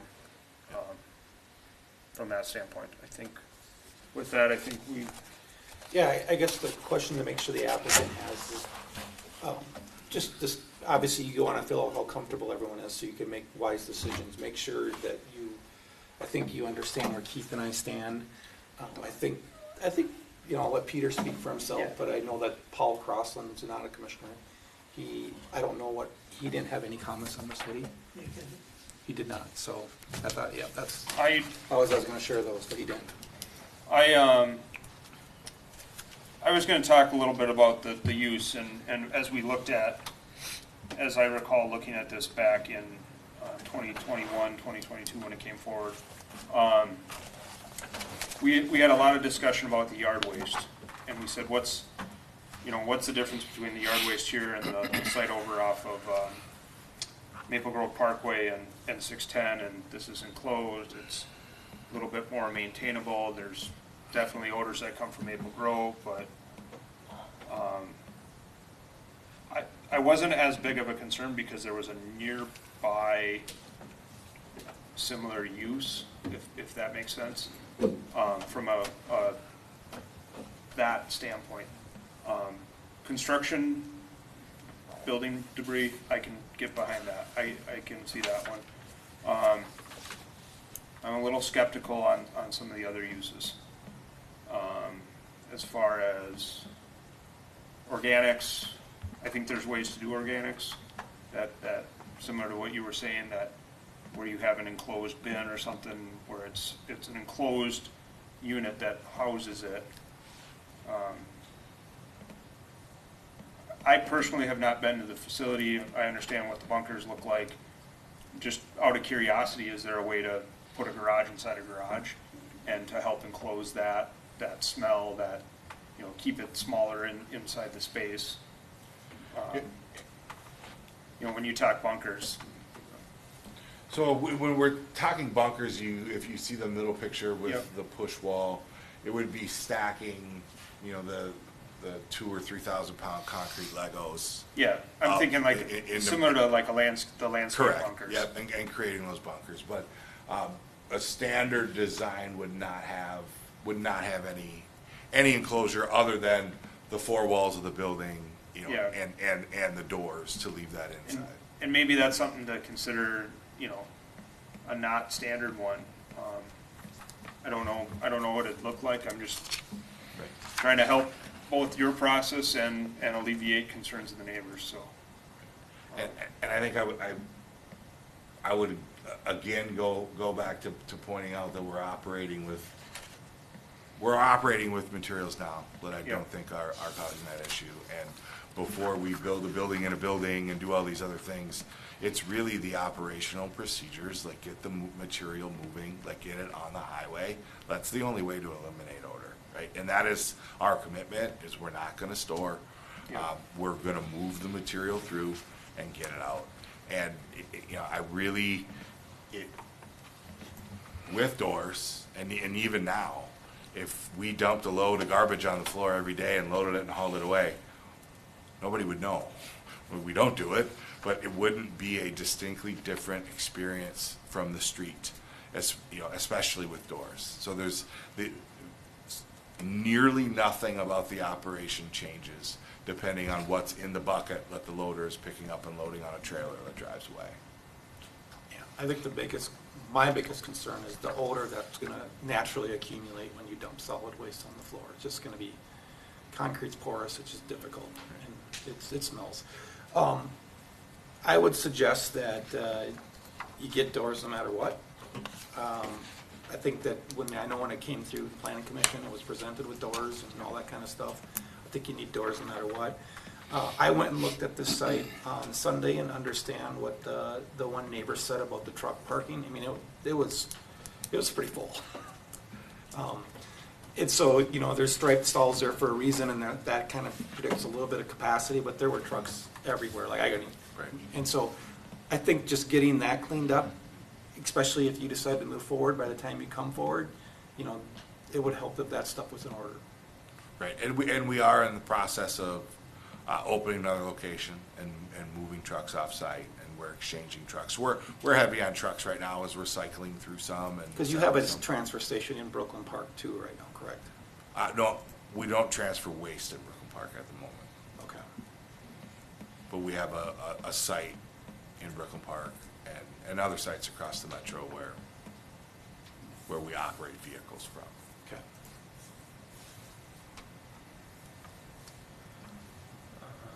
Since this is a concept plan, there's no action needed? There's no action.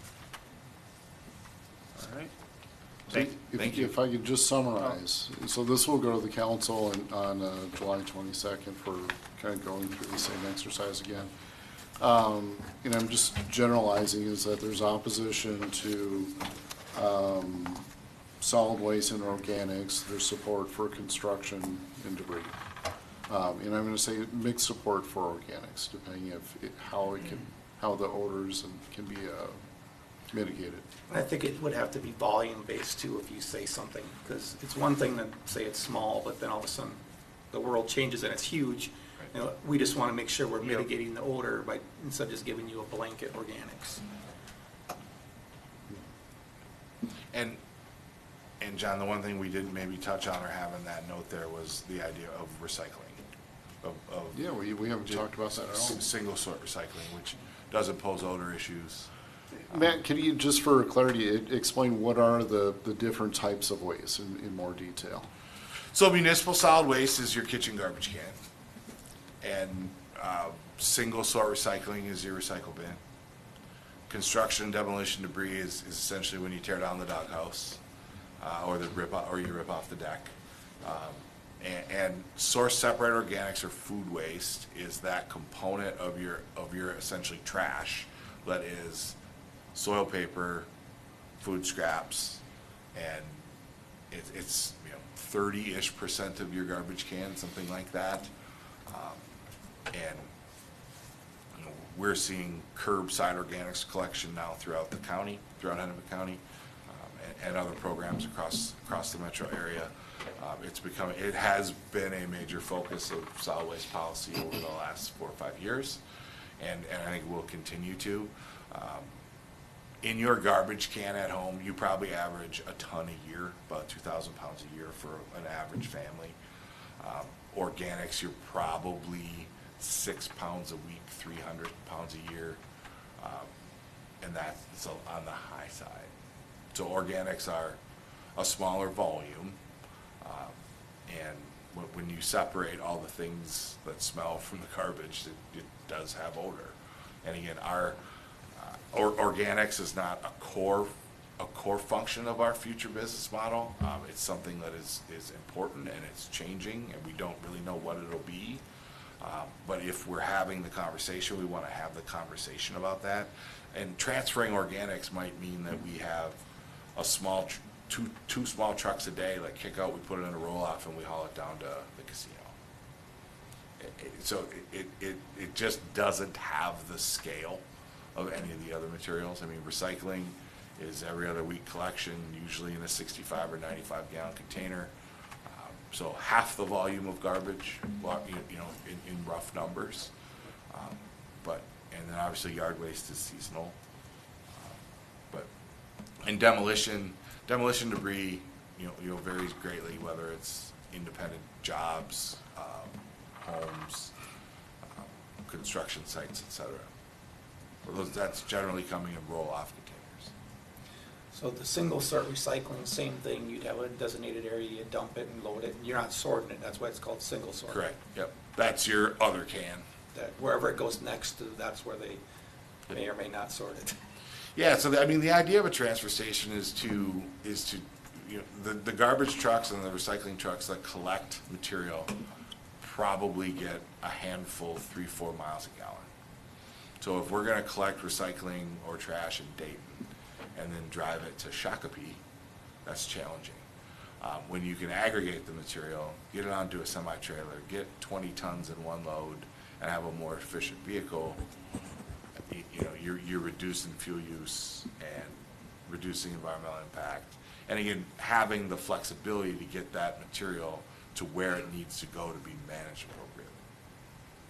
What cities around us are doing the organics now? I mean, I know we're at that threshold. So right now, I believe City of Dayton does an organics drop site, is that correct? Correct. So you're under the 10,000 home threshold, or, Yep. or, well. We're at you're 9,999. 999. Well, the 10,000 threshold is also moving to 5,000, it's coming down. That's right, yep. So MPCA and Hennepin County have made that decision, so I believe it's by 2030, cities with a population of 5,000 have to offer curbside organics collection. Yep. But I don't believe Hennepin County has stated a date on that. So assuming someday you go to 10,000 residents before that happens, you would have two obligations under two options under Hennepin County Ordinance 13.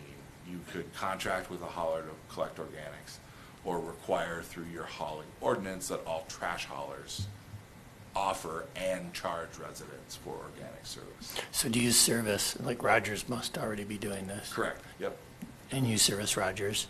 we do. And do you have the same issue as far as collating, as far as trying to collect that in one spot to bring it? Right now, we have the Brooklyn Park Transfer Station, which is owned and operated by Hennepin County, but really, Yep. they're taking the vast majority of all source-separated organics or food waste in Hennepin County, and they're getting it to either Empire Township or the Shakopee, Mendawaka, and Sioux. So I would imagine you have a similar issue with the recycling, because my guess is there's more recycling than organics at this point with some of these cities. And the vast majority of the recycling right now in the metro area would go to a couple of downtown Minneapolis MRFs. Or some South Metro MRFs, MRF being a material recycling processing facility. And again, they're private entities. None of us have a guarantee that they will continue to take our material. And that's, again, the flexibility to continue to operate if facilities close, facilities change. What if we need to get recycling from center of Hennepin County to a faraway facility? We can't drive a collection truck there. We need to have that flexibility to move materials where they need to go to be managed effectively. So I really appreciate your time, sorry. Is it only your trucks that are bringing materials into this facility? Or are there other folks, subcontractors, or that pay you to let them dump there? Right now, I think we've maybe taken a dozen or so yard waste loads from another hauler. The vast majority, everything else we've taken is our fleet. But that's a business you have open arms to let other folks dump there? Yes. Okay. And again, the limiting factor for the site is its size. You know, if we want to bring in, you know, as John mentioned, we can take about 30, 40 trucks a day, again, depending on how many different material types. Those could be ours, but that's about it. Right? And so we can't do much to make it bigger, and we're not proposing to. Just move different things through it as the business need arises.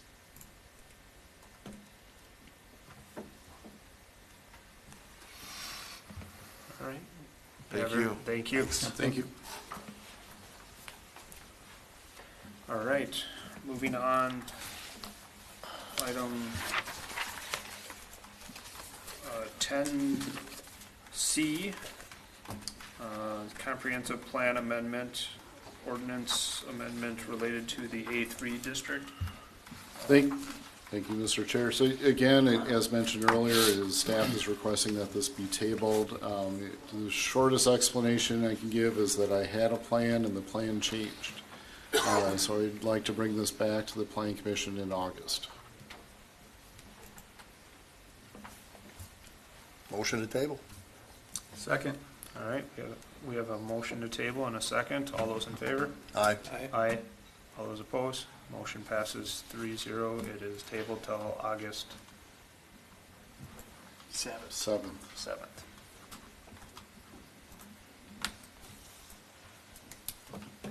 All right, item 10D, discussion on 113th and East French Lake Road moratorium. Let's see, so in March of 2025, we had an application by Opidin who proposed a concept plan for a 200,000 square foot industrial building. Went through the Planning Commission, the City Council. The Planning Commission kind of asked the question, so to speak, is what happens around here, around the site, related to land use as well as transportation corridors. It was a big question mark. The commission had recommended a moratorium. The city council adopted a 6-month moratorium in April for this area that's outlined on the city map. Stantec was contracted to do essentially a larger scale concept plan for different types of land use and different types of transportation corridors. This is where I'm going to hand it over to Jason to kind of summarize each of the three concepts. And I'll just note, after we go through this, we do have a couple interested members in the audience that are looking at this area and have comments as well.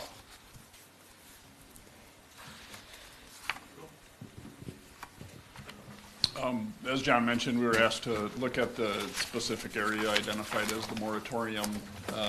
Primary lens that it was looked at was through a transportation lens. Where should roads fall to service the area? Knowing those are largely dependent on the land use on there, we did come up with a couple scenarios, if you will, just to demonstrate how the roads might change to accommodate the difference in land use.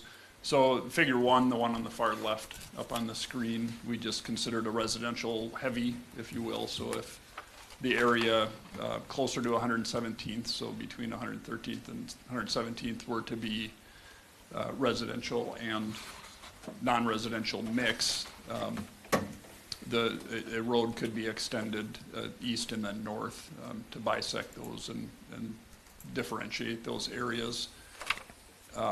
Actually, one thing I'll mention before going farther, the north and south areas of these are, they could be, in our opinion, looked at independently, if you will. The properties down to the south are largely unaffected by what's happening to the north. There are some potential overlaps or implications that do transfer across, as you'll see in the other drawings. But for the most part, whether there's a heavy commercial, industrial, residential, those can be treated completely independent for those purposes.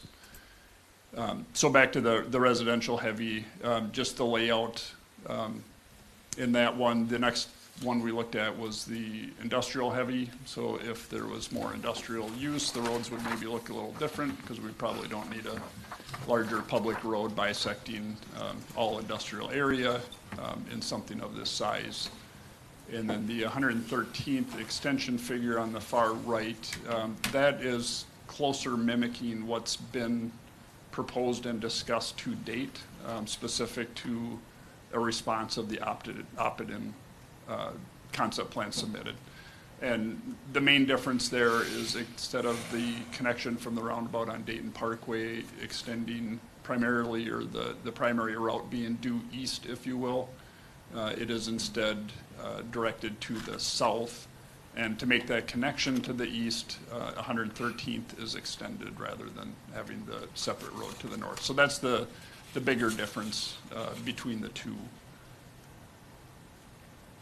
So, and these weren't necessarily our final figures, but being there was not a lot of input on the parameters or the considerations other than tell us where the roads should be.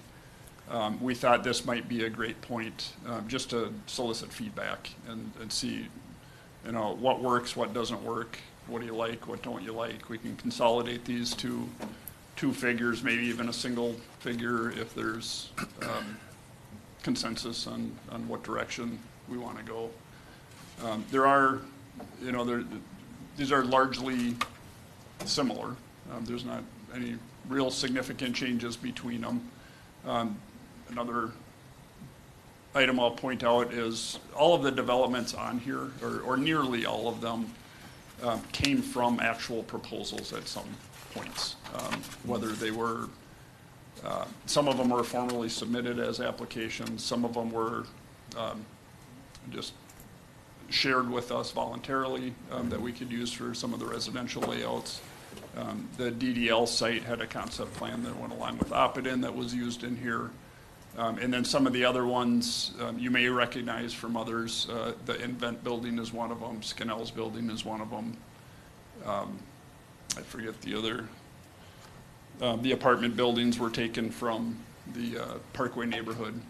Just to give some reference, we thought it might, having somewhat familiar sites, even though many of those have not yet been constructed. Familiar sites just for scale purposes or better visualization, if you will. So I can certainly go through any questions or otherwise would be happy to hear what's good, what's bad, what should change.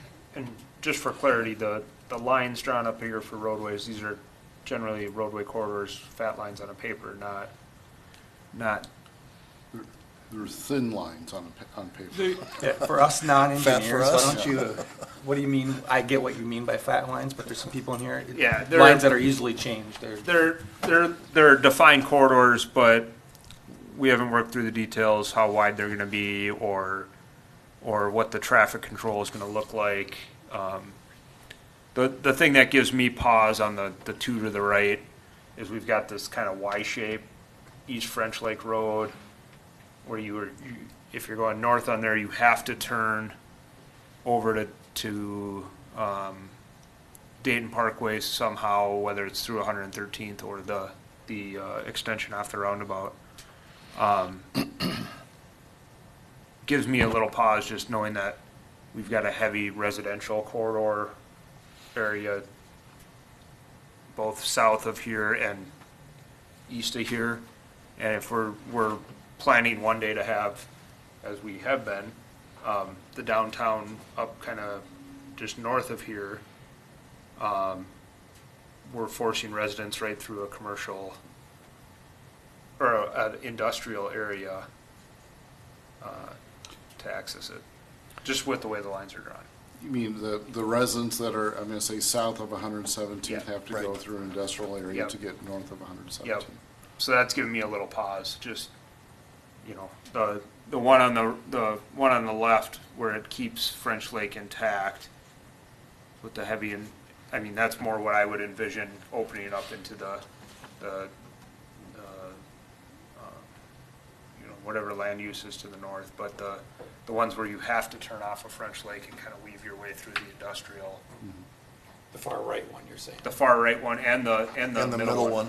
Yeah, They do I the think the same middle thing. one has a lot of potential because it's separating the neighborhood to the south. But With the turn, you're still the way it's drawn, you're still forcing them over over to where? over to Dayton Parkway. And we're routing, the way I see it, we're routing traffic from the industrial area onto East French Lake Road, which I think is something we should not do at all. I mean, there's so many residences along that road. I don't think any traffic from industrial should be routed that direction. And both the middle and the right one do that. I think why I like the middle one is for the reason that you don't like it, because I want the traffic to go that way in the sense that when to the north of 117th gets developed, we need that flexibility to have more road patterns. And this is why I don't like operating in vacuums, is north of this is why when we did the master plan, should have been the focus of the area, because it's current staging and next. But what's going on north of 117th is why I'm a bigger, because I think East French Lake Road needs to be straightened out at 117th. And Jason, maybe you can chime in a little bit, but at some point in time, diagonal roads don't work very good for safe intersections. I mean, maybe we put a roundabout there to solve it, I don't know. But and we've also talked about straightening East French Lake Road out because it just makes, when stuff changes to the north, whether it's 10 years, 20 years, it's really creating inefficient land masses because of the way the pinch points are created with the road. And so to me, I think East French Lake Road's gonna straighten out no matter what at some point in time. which is why I favor the middle one, is because it's kind of blending in and making that happen. And then all the residents to the south of that line are protected from the truck traffic, because no one's gonna wanna go south because you can't get anywhere. You end up on Territorial, more residential neighbors, tough access to 81. To me, that's the more favorable one, but. And, you know, I think no one's really, Peter, when you mentioned the one to the left that you like, you didn't really specifically talk about land uses. But I don't think this is a good multifamily land place. We've got the Parkway neighborhood, and we eventually are gonna have a downtown area that we're not like gonna have tons of multifamily apartments everywhere in the city. And so to think that they're gonna go here are probably, there's better places for them than putting them in an industrial park. Well, and so the interesting thing about that first one, that is something that we haven't talked about a whole lot when we look at residential neighborhoods, but this is one of our last undeveloped areas in the 279 school district that we don't have a concept plan in for, or anything around that realm. And I look at my neighborhood, which is split between, I believe it's between 11 and 279, and the homes on the 11 side are sure they're selling, and people are moving into them, but the ones in the 279 are selling way quicker. There's a bigger demand there, and I don't know if high density is the right thing here. I don't know if it's medium density. I don't know if it's low density. But what I do know is there's a demand for neighborhoods in 279 with newer homes. And Maple Grove is almost full. I don't disagree with that. And so when I look at this and I look at the adjacent land uses and I look at what's, certainly that east of French Lake Road, in all three of these concepts is shown as low to medium. I think we all agree that makes sense. The topography there is beautiful for the estate homes that are there today, but we'll make, if it ever does redevelop to a concept like here, we'll make some very nice neighborhood. I think the stuff connecting to the Pulte neighborhood, Territorial Trails, generally they're the same in all three concepts. That makes sense. The other two, the bright green areas that are not, the high density. I'm not sold on the high density, but I'm just not. And Darren, I know you have concerns of French Lake and 117th, but if we put commercial there, if we put industrial up there, we're increasing that traffic that is crossing that skewed road that is not in the area and not in the neighborhood. If we put residents there, we're putting in, yes, we're putting in higher volumes of traffic, but we're putting in people who live there, people who are watching for their neighbors crossing the street. To be clear, I think everything I'm talking about is East French Lake Road needs to be straightened out, meaning it needs to be a traditional intersection, not a skewed intersection. I'm a big fan of industrial because we're pretty much out of industrial land in the city. And if there's a use that contributes to our tax base without requiring any city services, hardly at all, it's industrial. We put more homes in, and we need to start planning more city services. So in terms of taxes for Dayton residents, industrial is by far the favorable use for that. I'm torn on the commercial. I understand why they're saying it, but I just fear that this property owner is going to be waiting a long time for commercial uses to come. Because until Dayton Parkway blows to the north, this is not a commercial area. We've got commercial land by the freeway that is the tax forfeit land, that if you're going to have commercial, put it there so it can at least benefit from the Interstate 94 traffic a little bit. No one's going to, it's just my opinion and as a real estate appraiser, but people aren't gonna build commercial here until there's way more rooftops and Dayton Parkway's blown through.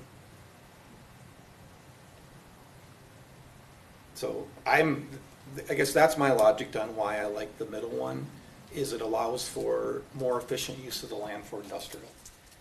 And I understand people's concerns about traffic, but any area in current staging, and it's no different than the curbside waste traffic discussion, any area in current staging is going to experience increased traffic, and it's just, it's the reality of development, I guess. I guess my idea comes down on the positive on the left one.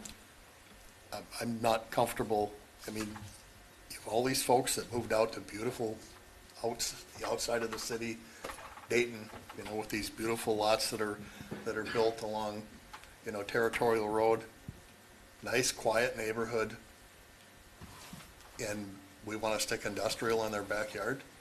I know what I would think if that was me. I'm just not in favor of that at all. I would encourage everyone, before they say that, is to drive by the Turbine Pros building, the Capital Partners building that's just south of Graco. That's the type of industrial we're talking here. It's not, it's employment centers, it's manufacturing companies that move into these buildings that are drawn here. You could have some distribution users, but it's not a distribution user like the Cubes, and the Cubes is going to end up being all manufacturing on top of it. So it's more employment centers than it is when people think industrial. I just want to make sure that people's impression of industrial is correct.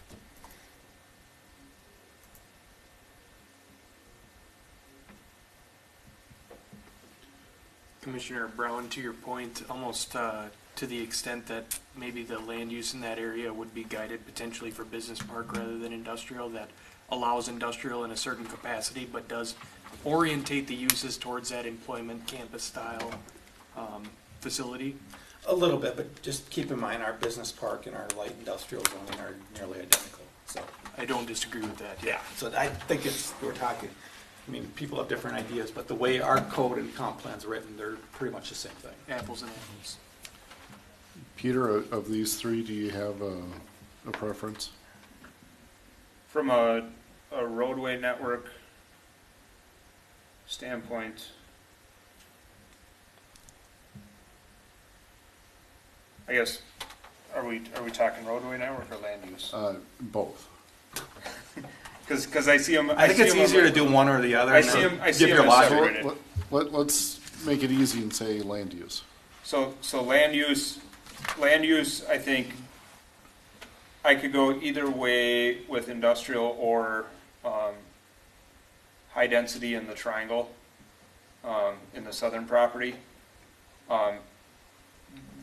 The only way I see industrial working there is if we can punch the road through. I do not see industrial working in that capacity. Residential I could see working.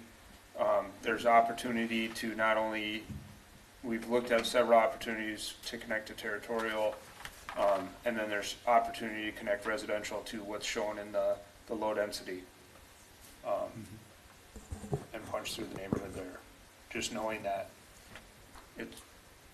you're driving that traffic through. Sure. So any of these figures would work. Any of these would work. What did the county say about that? Is that a right in, right out only thing, or what? Restricted at best. Was restricted. Yes. Yeah, right in, right out. Yeah, I'm thinking, if we were to go with the option on the left, depending on phasing and when things were to come through, there's not street names on there, but the streets coming from the residential, you could easily drop a lot and run a road, an access point through the neighborhood. To the figure on the far left, is it a concern how you have East French Lake Road sandwiched in another road? Meaning that you're going to put a building, whether it's apartment, whatever, there's going to be roads on both sides of the building. You're talking. Yeah, either figure to how the road splices up, and you're still going to have East French Lake Road right there on to the right. to these buildings? No. So, yeah, whatever you put here, you're gonna have major traffic roads on both sides of it. Yeah. To me, it seems like, why don't you just extend that road over and connect it up like Figure 2 does, and just have one road? And then you have the interior court for, be it trucks, apartments, whatever you want. Yeah, from a roadway network, I like cutting across, but I'm not liking the Y on, that's connecting to East French Lake Road. I don't like the fact that if you're going north on French Lake, you have to turn over to get to Dayton Parkway to then work your way back. And the intention is for that is to deter commercial traffic from continuing east on East French Lake Road, south on East French Lake Road. Yeah, the intent of that was to separate the land use and actually further deter truck traffic from coming into the. I think it makes sense. If you're a resident, I think you'd prefer it, because it's a if you're going north in Dayton, you get to the Y, it's a simple right-hand turn, and I mean, would the French Lake connection still be skewed? No. well, it is Where, in this where one, those but it, where those No, Ys are in either the middle or the right, would you be able to continue north on French Lake if you started down at Territorial? Well, you'd take a right and continue on. So it would be teed in. Yeah, It would be teed in, and you would take a right, and then it would make the passenger vehicles, if you will, turn to continue, and the trucks would have to actually turn off of the road. okay. It would just be easier to control or limit trucks from. Okay, behind it. I'm seeing it now. But are you not sending trucks south on French Lake Road? We would do everything we could to deter it. How are you gonna do that? If you build a road, they're gonna drive on it. yeah, They part of would it have is, the Keith, ability to drive on it, but part of it would is be they won't easier want if to they have drive on go it, through. because you get to Territorial, then you gotta turn, and it's really hard to get on 81. I mean, people that know it aren't gonna want to do it. Like, there's easier ways to get to 94. Well, you're saying they're all gonna go west. Yeah. I mean, they're not gonna want to hit No. Fernbrook. Yeah, they're gonna want to go, yeah. Sorry, wrong patrolled road. Yeah, it's gonna be a nicer road, everything. They're not gonna want to turn, they're gonna want to keep Right. going straight around the curve into the roundabout and off to 94. Yeah. Yeah, and in that instance, after thinking about I'm leaning towards the middle one from a roadway network standpoint.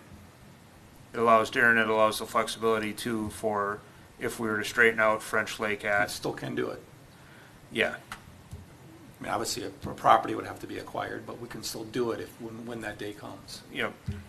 Yeah, and I'll just comment on, we had a lot of discussions on, we agree completely with the skewed intersection to straighten that out. Ideally, we would see, even if we could, pushing East French Lake further east, if you will, just to increase that spacing from Dayton Yep. Parkway. The reason we didn't show it is simply because the 117th was the boundary we were giving, and that would produce a skewed intersection. I hate these boundaries that you guys operate under. We could certainly show it and then just note on the other side, realignment to be considered in the future as well, if that's preferred. Just thinking logically here, if we push French Lake further to the east, that means we're acquiring more property north of 117th. If we push French Lake to the west at this T, it doesn't require as much property to the north. I think there's only one property, either way you gotta do it, so. No, north of 117th. Yeah. Because the road's already skewing west? Yeah, there's only one property. Yeah, right, got it. So you're saying you'd have to purchase the property both south and north, you'd have to purchase both these two if you straightened it out here. Yeah, where it's just one property here, I think you'd. and then you. I think you'd straighten it. But Like, Peter, ideally, can you you'd point want to the both. screen so the rest of us can follow? Yeah, sorry. So my thought is, this is a bad skew. We can agree to that. If we straighten out and run right along this building line and bring French Lake, East French Lake down here, I get it, the curve isn't exactly, this would need to be refined, but if we push this to the east, we're gonna be all this property to get that back in alignment. I think that the East French Lake Road alignment, Peter, is gonna be completely gone when development starts happening, because there's And- people that aren't gonna wanna be there, and And that's where, if we go here, if that doesn't happen, Darren, we're still setting up for a much better intersection here in today's configuration. If we were to push this to the west, this is better than it is today. If we wait or push it to then we have to wait for this parcel, that parcel. You gotta wait for everything to happen at once. And everything to happen at once. And how often does that happen? Well, I hate to say it, it almost has to happen that way in this area because of the way the properties are, but, and who knows when that's gonna happen. Or we could set it up to work better now and then continue to work better as we move north. So you're saying move it east, but not Move to it the west. point? He's or, saying sorry, west. move it west, but not to the point where it's hitting that stub, that, Not as far west as the is this, one on your left. I think Not, basically, not this far west. No, that's Peter your may right. even be saying, due south from the existing intersection, if you will. Go, yes, Yeah. go due south from the intersection. somewhere in there. Yep. Another thing, just to point out, east or west, not that this is gonna dictate it, but something to think about, there's a significant wetland complex that spans 117th, not that far to the east. So another thing to consider is moving it east, you might as well move it all the way to the wetland, if you will. Or you could move it west, as you're saying, and try to open up enough land to do something meaningful there as well, so that. I understand exactly. If you're That gonna might move be it another east, obviously factor. there's two homes in the way, but it makes sense if you're gonna move it east, move it as far as you can to better utilize land. Because you're gonna run out of usable space quick, Right. and you might actually wanna shift it even further west if you wanna do something even more meaningful. So What- just something to think about. Those two homes on the east side both abut that wetland. Yep. So Yeah. you're not going to get very far. I remember when they built that house, they filled Yeah, it there's in not a there, lot, that's what I mean. which you There's couldn't not a do lot of today. space there. Yeah, it's Right. just right, the water is just right behind the building there. Jason, when this was being designed and you guys put a lot of thought into it, was there just, does it make sense to either move it east or west and not where it is? We didn't Like get pick into a one or lot the of the other. detail. I mean, we could look at it farther. I mean, we thought probably sacrificing less by moving east. Just because if we were to move it west, you'd have to go potentially quite a bit west to get any real meaningful space between that and the wetland. So our thought is just use all that space up, open up more of the industrial to the west. Otherwise, if we're moving west, we're gonna bisect the other properties, and then you need both sides of East French Lake to go at the same time, which is difficult as well, but. I tend to support more moving east, especially given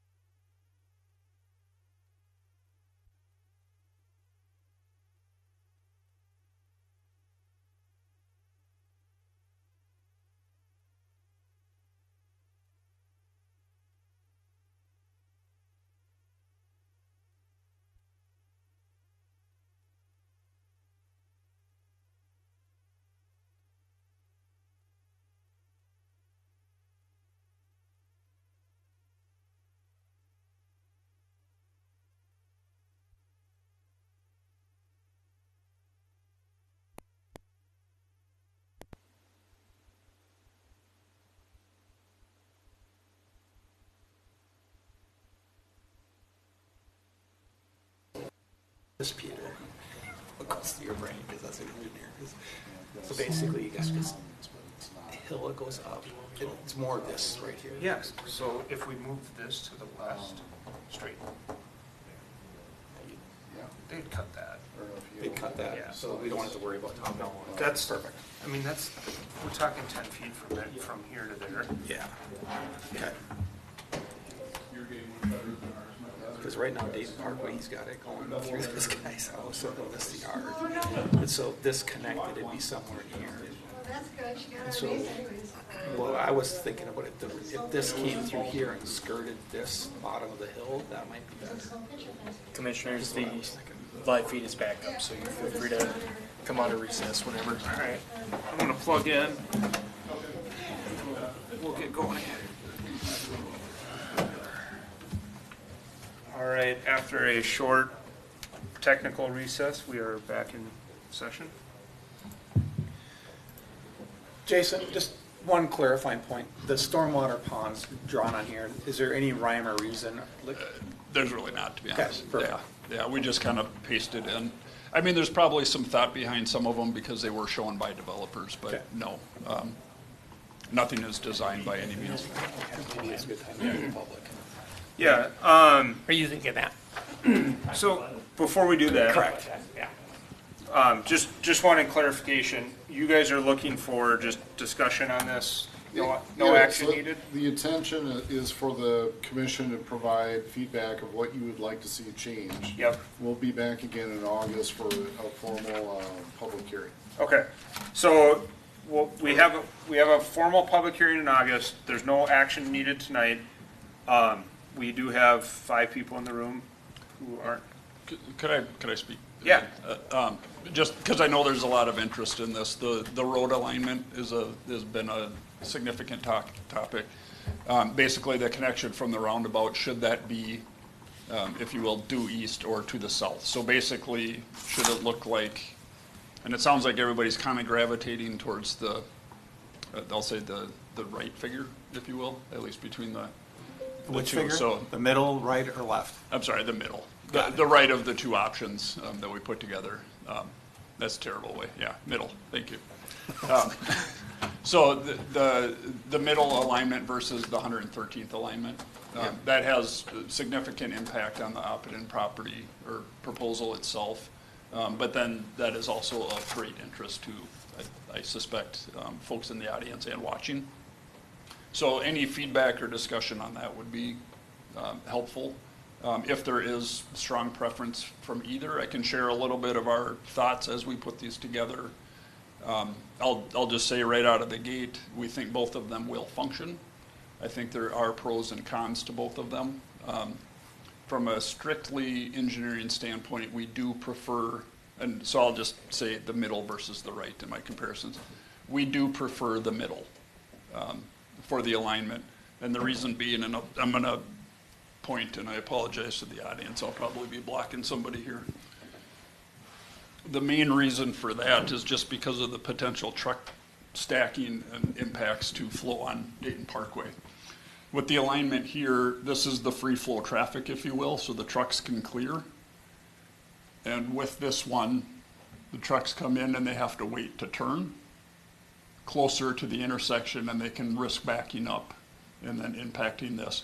The good part is, now this is a 4-lane, so there is room, even if this does back up, it doesn't necessarily block the intersection. So that is good. However, to keep the whole intersection clear would be our goal. And our thought is the farther we get this building connection to the east, the more space that gives for vehicles to clear out of that. So we think this functions, there's lower risk, I'll say, with this functioning than we feel there is with this. However, we don't know any of the users either, so that's hard. If we get a lot of truck traffic and significant, full-size rigs out there, a lot bigger risk of it. If we get a manufacturing or a lot fewer trips, probably not that big of a deal. I'll just note, we did look after a discussion yesterday with Oppidan. We did look at, can we squeeze a turn lane in here to at least get trucks out of the way a little bit? We can probably get a turn lane in to maybe get one, at best 2 trucks out of the way, which is better than nothing. So we can get some space. It almost acts more like a bypass lane, if you will, but to help clear that out. I guess it'd be more in the case of this one, to make this one more feasible. But just wanted to note that, so it would be helpful if there was a strong preference for either this versus this. In other words, is one greatly preferred or definitely don't want to see it? I guess those would be the main feedback. The other part, just a little bit on the south, we might have folks that are interested in the Stensley property as well, that are watching. So I'll just touch on this as well. So I'm going to go to these two because this one we feel is more dependent on land use. So the way we've proposed this is with the residential, we wouldn't necessarily want to bring traffic up into the industrial park and up to the roundabout. It's not necessarily a bad connection, but again, just kind of mixing the uses didn't make as much sense. So our thought was, if this is residential, we do the primary connection down to Territorial with the roundabout and then a future intersection signalization on 81, with the secondary connection being the right in, right out. If it were going to an industrial, instead of having the semi-traffic using Territorial, we would bring the primary access straight up through the corridor and to the roundabout. And that could happen with either of these, as noted. And then the secondary, again, would be the right in, right out, and we would eliminate or forego the connection to Territorial. So I just wanted to point those out. And if there's feedback or questions on either of those, it probably would be of interest to folks watching. And just maybe everyone's aware of this, but just so everyone's aware of this, that orange connection, that Territorial that you were pointing out, that is city land, city. Yes. When we developed that property. Territorial Commons. Yes. Yeah, this right of way was preserved, so the future of Territorial will be, just being this skewed angle, will be realigned with a better, if you will, approach to 81. And then the expectation is that would be signalized once warranted and the county allows.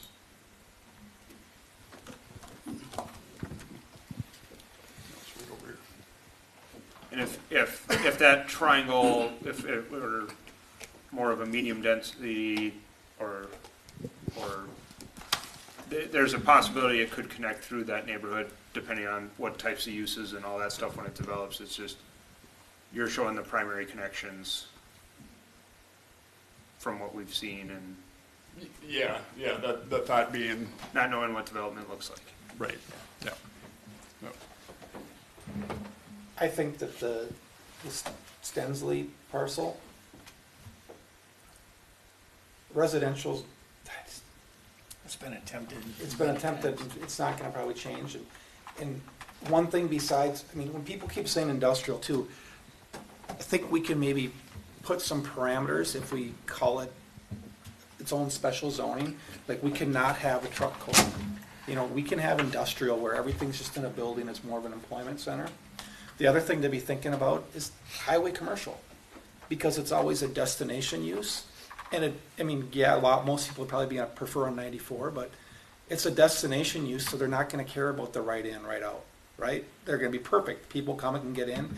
If they happen to be coming the wrong direction, I guess that could be a little bit of an issue. Yeah, I'll just, sorry to interrupt. If this did become a commercial, this might actually be the right connection. And I say highway commercial, I'm talking like a dealership or something that's. Sure. I'm not talking like retail. Yeah, I'm talking right, like understood, an RDO or but something not like that. constant semis. Correct, exactly. So, right, yeah. Yeah, the reason of, this one versus this one is the anticipated use. Yeah. More than the land use, the traffic use or the traffic demand.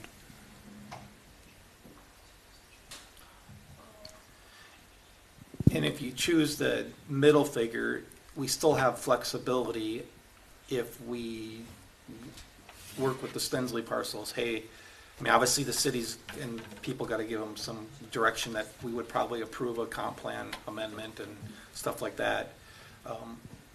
But we would have to explore how to connect that road then too. And we're still looking at utilities up through, or. Yeah, just, you're talking through here? Yeah. Yeah, so right now, just kind of a side note with the mayor's alluding to is right now the trunk sewer sits right here. That's what services DDL. So we're looking at two alignments. One is the due north and one we're looking at going west and then along this corridor here. As of today, it looks favorable to go generally due north, so Would land uses change that at all? no. I don't expect so. We're in the works of negotiating, or we're getting appraisals at least for easement through here Yep. as a precaution for that utility. But even if the sewer goes this way, potentially acquiring for the roadway as well, or at least having that in place should it be needed.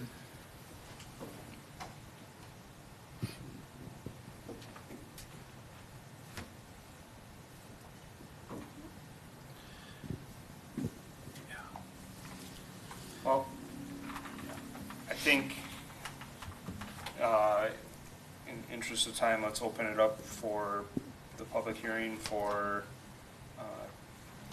we'll open it at 8:48. If you would like to come forward and talk about your guys' preferences or thoughts on any of these. 3 minutes, no action will be taken. I think limit to your guys' comments and feedback. I think let's hold discussion until they're done. My name is Madhu Paul. Thank you, gentlemen. So, Address, please. Address, where I live, Or our DDL, the land part. your part. So me and Dave Packard, we both own that. Okay. So basically, when Dayton Parkway was built, we gave like 2.5 acres of land, and with this, the other southern road requires more land from us again, and someone needs to pay. I'm a single landowner, so it's like probably in the future, the 117th, you might ask more land. So our biggest question is who pays for if you add a road there, the building size becomes smaller, I'm guessing. And also who pays for the land, and I'm assuming developer for the smaller building size, is it financially viable to build the road for the developer especially, right? So that's my main concern basically, is it financially viable? Scannell was here last month, and they are building a narrow, I don't know how it compares to the building that Jason drew here, but they are building a building with less width than Oppidan. So Scannell's bigger than Oppidan. So Okay. the good news is they think a smaller width building will work, but your other question about the road and the land is a fair question. Yeah, okay. Very fair question. If I could add on to that, so Madhu's engineer had sent us kind of comments on each of these plans, so I'll just pass these out. Sure. He could not be here in person, and Zoom is not working tonight, so. Just for note, the commercial shown on the Stensley property is the Scannell site. That's just cut and pasted, How so does- again, wanted to use it as Yeah, reference. how So the does- dimension is 180 by 700. How does the building width on the DDL site compare to the Scannell buildings? Are they I similar? think, well, and that's one that's varied a little bit. What was originally proposed, maybe Madhu knows this, it was 215 feet wide, does that? I think it was close to 3. It was 330 or something. Yeah, The width? yeah, the width.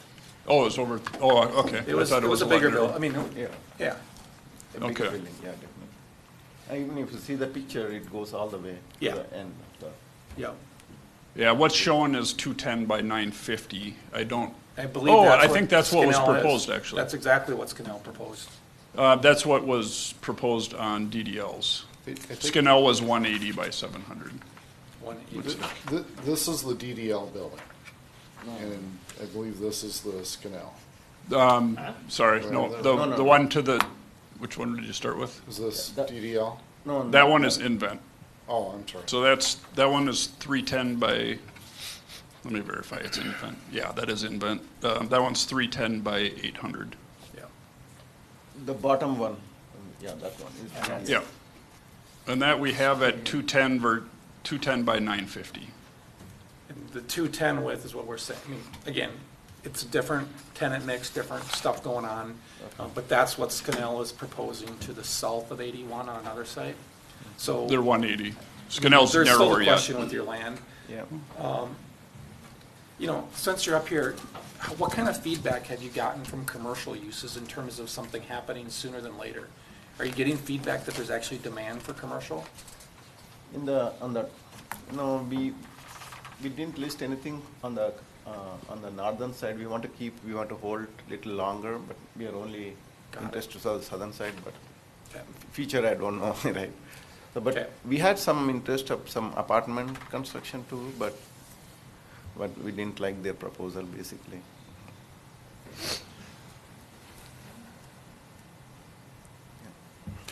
Okay, thank you.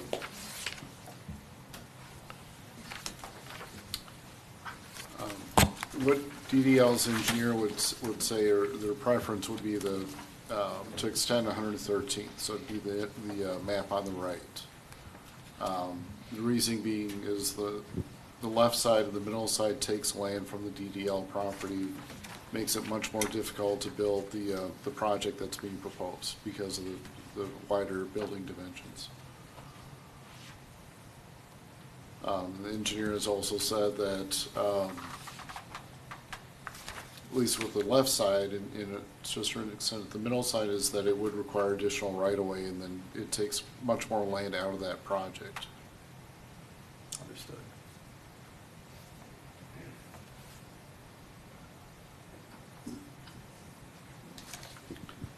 So one of the things that we'd like to get from the commission is if there's a preference on the east-west corridor of should it be the extension of 113th, or should it be the new road north of there?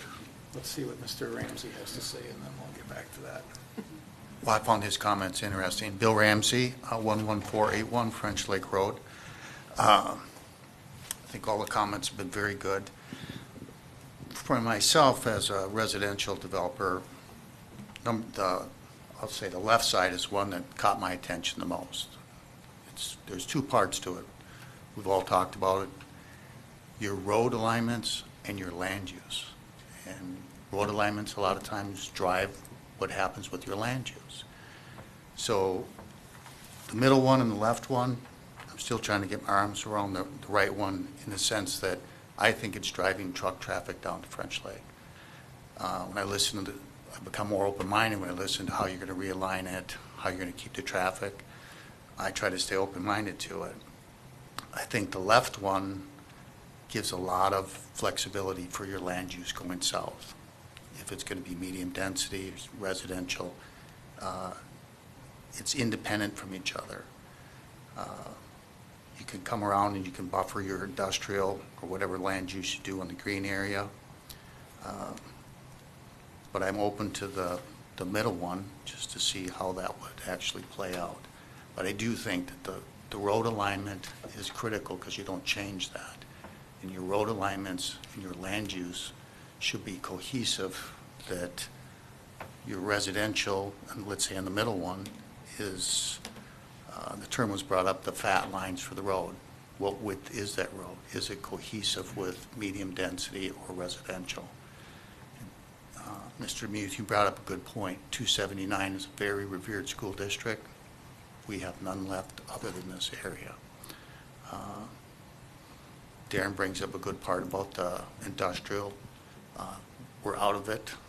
I think, well, why don't you expand it to the north side of 117th? I know that's not part of what this discussion was all about, but you have the opportunities now to take your road alignments and your land uses and make them cohesive together.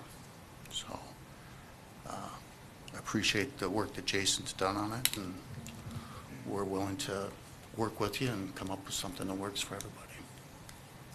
Thank you. Thanks.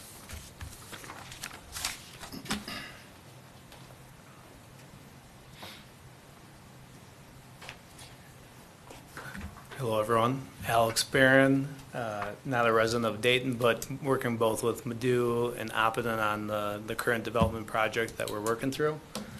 Obviously, Madhu's gone through the concept plan already and had that 200,000 square foot building I think our thought process is, with the land purchase already in process to the south and Dayton Parkway, already been construction in that, and I think that was in the tune of $2 million+ for that extension.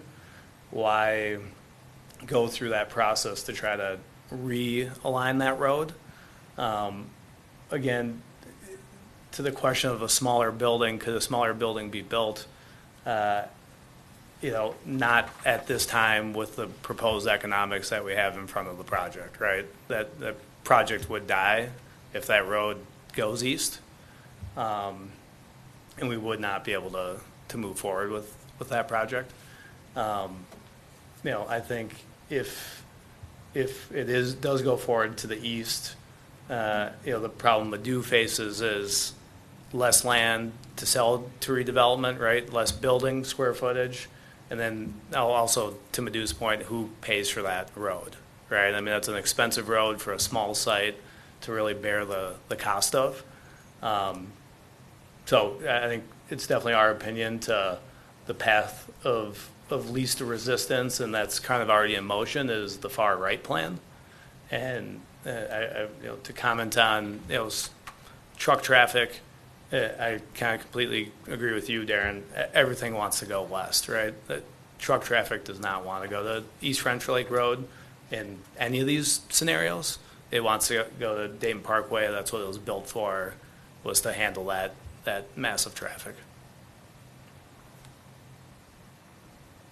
I think that's all I got for you guys, unless you have any general questions. Thank you. Yeah, thank you.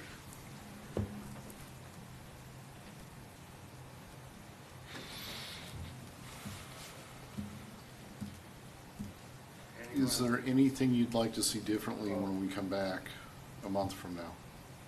Hold on. Hey, would anyone else like to speak, or I'm going to close the public hearing? All right, at 8:59, I will close the public hearing. Yeah, I think we should just go down the line here and give you guys our feedback, and then you can ask us if you're confused by our feedback. Okay. Because otherwise we'll probably keep talking in circles. Anyone want to go first? Feel free. I'll jump in. I understand we've got developers in the room and developers looking at these properties for projects that may or may not be economically feasible. We also only have one chance to get our roadway networks right, and we have to balance that as well. So if a decision from the city doesn't align with the project, we got to do what's best for everyone, and just hope you guys understand that. With that being said, I am leaning towards the roadway network that's being proposed in the north of and by north of 113th in the industrial heavy figure.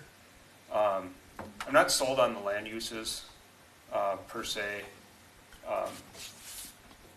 I'm open if there's a need to change them to something else, but on north of the extension. But I really like the roadway network through there. I like how it kind of gives a way for truck traffic to force them north or west.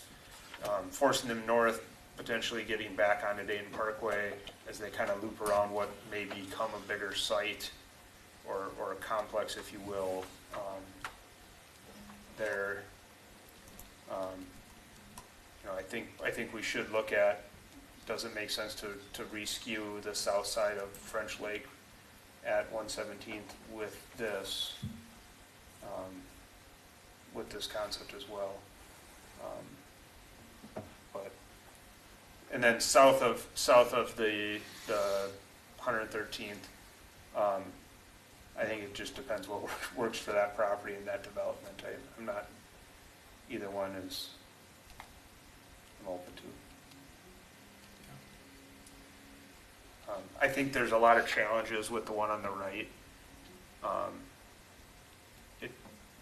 It doesn't feel like it allows the truck traffic to access the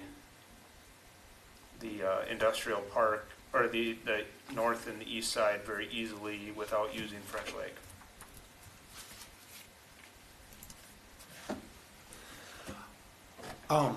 So, I guess I'm in favor of the industrial heavy figure two, the roadway alignment. I understand the DDL property owner's concern completely. If we did choose the figure to the right, which they prefer, we just shifted their concern to someone else. So, like Peter is saying, we're just trying to make the best decision for the city. We're not trying to think about, you know, who's losing land to a road, because someone's gonna lose land to the road. I like the industrial heavy figure because of the road layouts and the ability to, the flexibility of what's gonna happen with each French Lake road as it heads north. I'm not sold on the land use to the south, like Peter mentioned, like industrial, highway, commercial, like a RDO type of use. If someone can execute medium or high density, I'm not against it either. It's a tough site with access. I think that when, like, you know, sometimes when you're looking at these figures, it's too easy to get fixated on the buildings that Jason drawn, and I understand why he drew them there.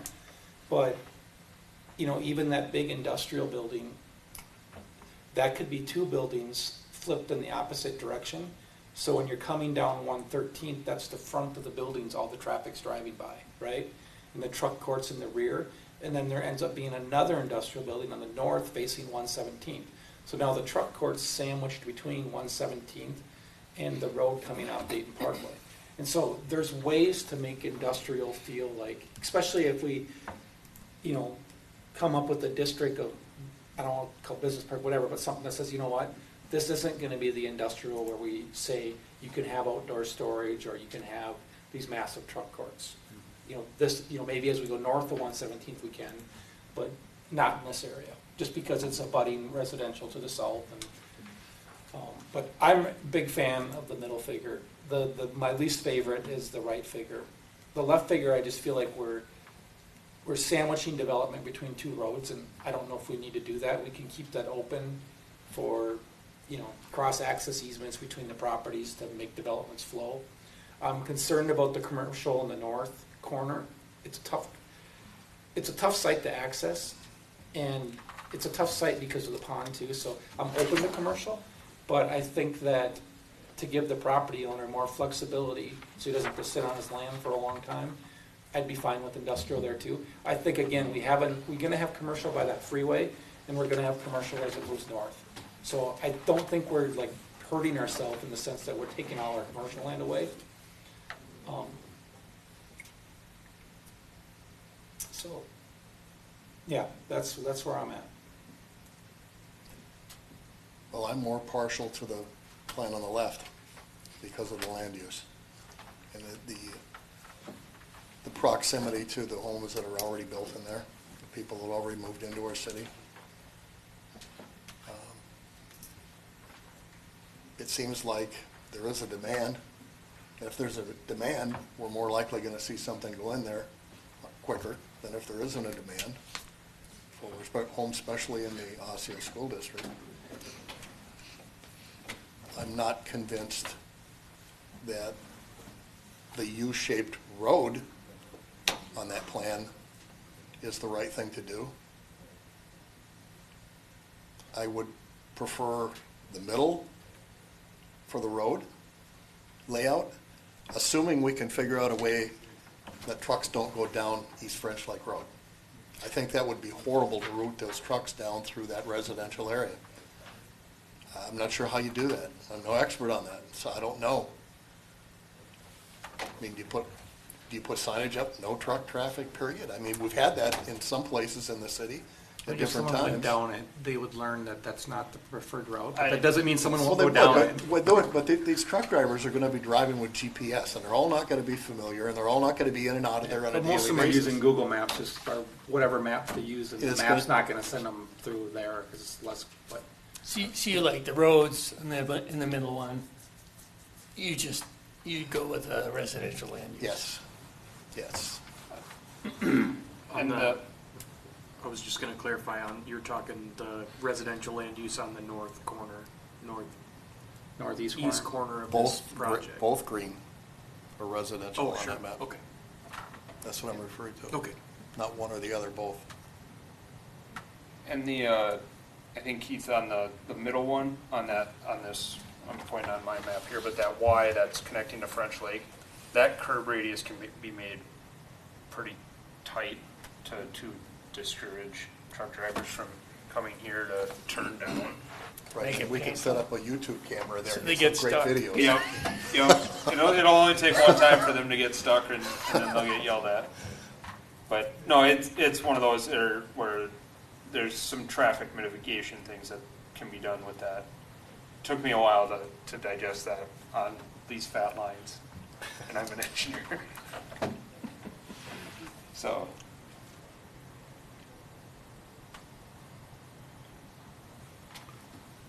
So changes for next month. I mean, we've talked about shifting the intersection with East French Lake and 117th. I think Jason and his team, if soon council's authorizing it, should look at that and understand, because there's even some topography. There's the wetland and there's also some topography as you head north of 117, of just understanding how is that road gonna skirt in and tie into Dayton Parkway? Is there a better way?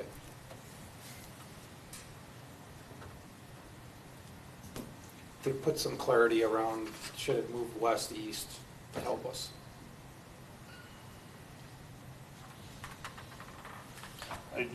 In my opinion, if you flip that pond that's shown there in the middle property and the roadway, it's enough to shift it Just east a little bit. or without west. impacting too much of development, assuming that pond is sized for. But Yeah. that One pond thing I is was thinking about, non-existent, right? Right.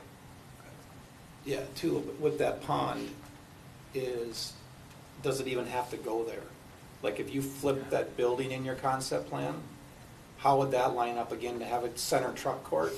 So both buildings are facing 117th and the road coming across.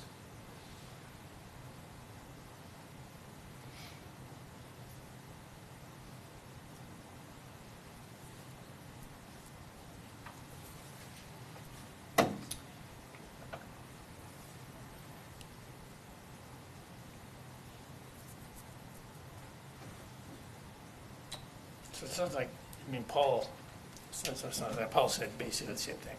So everybody's kind of agreement that the industrial heavy roadway is kind of the route to go. It's just a matter of the minutia on the north side, or how it connects into 117th, or even gets anywhere near there. Yeah, and I think, and I know several of us are living through it right now, but, thinking about like what Maple Grove is doing with Maple Grove Parkway and Fernbrook and that connection, I mean, that's the bigger picture that we have to be thinking about. How's this gonna look as it develops north? Yeah.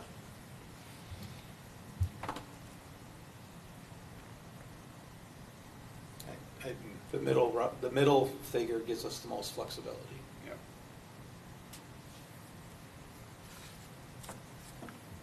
Jason, do you have what you need? Yeah, I think so.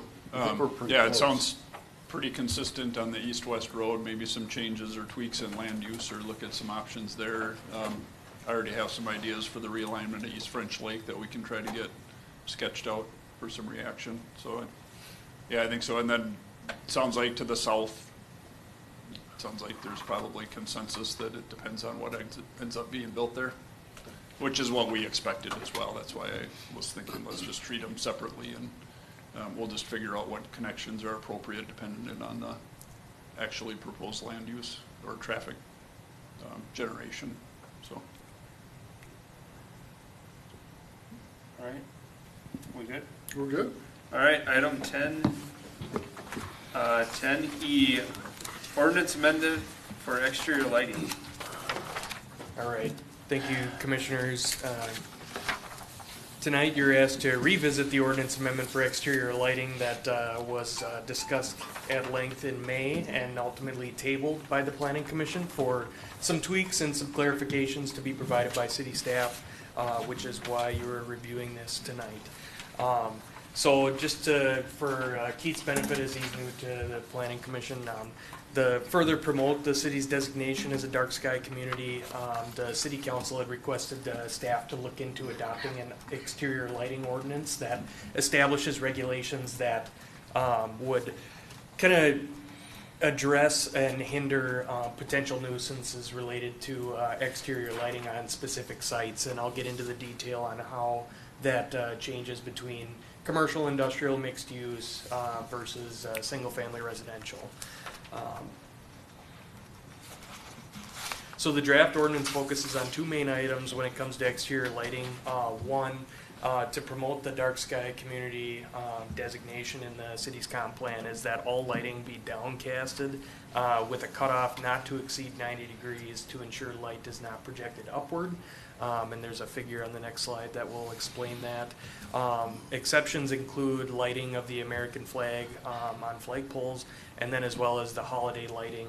And essentially the traditional holiday lighting that I was kind of looking at avoiding enforcing this is related to the lights, the bulbs that aren't able to be shielded, essentially. So that was kind of that explanation for that potential exemption. Though it's not exempt from the trespassing onto adjacent properties, so they would still have to be enclosed on the property itself. So then that gets into the second part about trespassing on adjacent properties. It's measured in foot candles, and foot candle readings for new developments are reviewed through a photometric plan, which there's also a figure on the next slide that shows you what that looks like. Foot candle readings for existing lighting can be found by way of a light meter reading at a given property line. Generally, those types of investigations for nuisance problems to lighting is done at night. For single-family residential and agriculture, light at the property line shall not exceed 0.5 foot candles. Just note that the Planning Commission was generally in consensus with the details that are laid out within that proposed ordinance for the allowable maximum foot candles at the property lines. The multifamily, commercial, industrial, civic and institutional uses, as well as delineated parking lots not specific to single-family residential, shall not exceed 1 foot candle. However, when they are adjacent to single-family residential and ag, light at the property line shall not exceed 0.1 foot candles. So we offer that extra protection for single-family residential that's adjacent to non-single-family residential because it's understood that there would be concessions to other potential nuisance issues for those industrial and commercial properties such as traffic and noise. So allowing that protection kind of helps hinder any additional nuisance problems that may occur. So here's an example of a foot candle, a photometric that shows what foot candles would look like at a given property line based on locations of light poles. Here's the example that would be adopted within that ordinance that demonstrates what the 90-degree cutoff, and that 90-degree cutoff is established as a maximum in the ordinance, so there wouldn't be any cutoff that would exceed 90 degrees. And then this would be something as an example that would not be allowed. John took a good picture earlier this week of two good examples on City Hall property that one's a wall pack light and the other one's just a security light. So where did we leave this last time? I would say that the Planning Commission thought that the ordinance wasn't far off from what they were intending in reviewing. The Planning Commission was looking for more specific exemptions, such as there was a request that upcasting for architectural lighting that was previously allowed as an exemption did not need to be included in there because there are other means for architectural lighting that is not upcasted, essentially. And then the same with the holiday light exemption for the upcasting, that would be allowed to be exempt from that. However, they would not be allowed to trespass light onto adjacent properties. The stadium lighting was more specific in this amended ordinance. that the exemption for stadium lights is specifically related to the height standards. So within that ordinance, all lights, whether they're outdoor storage lighting, building lighting, the maximum height would be 30 feet. So for stadium lights, the typical stadium light at minimum is roughly 60 feet for an athletic field. And then there are provisions kind of guiding how long those lights can be illuminated for following the end of an event. Street lights are now required to be downcasted. And obviously this would be relayed to developers moving forward. And to me personally, I'm not familiar with any street lights that are currently upcasted or that don't have a dome over it. If you guys have examples, I would certainly go look at them to see that, but I don't see that around town, I guess. I think those pretty much went away when they switched to LED lighting. Sure, that could very well be the case. There was some concern related to prohibiting upcasted lighting on single-family residential because of the architectural design or decoration style that wanted to allow flexibility for residents. This is kind of the one that I went out on a limb and thought about how we could best address this. What I had drafted in that ordinance was that they're required to be downcasted unless a portion of the building, such as a porch or an eave, shields that light from being upcasted, and that upcasted beyond that part of the building. So as I said, the decorative sconces and things like that would, people would have the flexibility to. And I think that meets the intent of what where I was going with that one was I didn't want us to write an ordinance that some neighbor's gonna then complain about and someone else's upcasted light that only projects, halfway up their wall in their house, but. And in terms of issues related to lighting with single-family residential, you don't get concerns about upcasting in the lights, but it's more so the trespassing of my neighbor's lights are too bright. And so that stuff is still in place. This just allows that flexibility, while still at the same time, in my opinion, meeting the intent of us being a dark sky community. So when Chevy Chase moves in next door, we're covered. Yes, exactly. Those are holiday lights. We're exempt. Yeah, they can't trespass those. Good point. And then the provision about minimum standards was a question too that was brought up. So there was an added provision that essentially says for minimum lighting standards, see the Minnesota Building Code. And here are just some of those examples that I pulled. This is a terrible example, but this is one picture. So this is not a good example, but these are kind of the lights that were referenced in my head. So.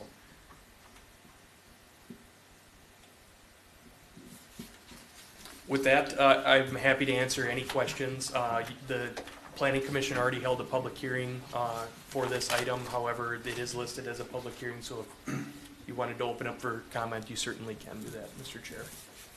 Can you provide answers to Mr. Crossland's two questions that he Yes, asked? and I actually did email him back, and I can share this with you as well, but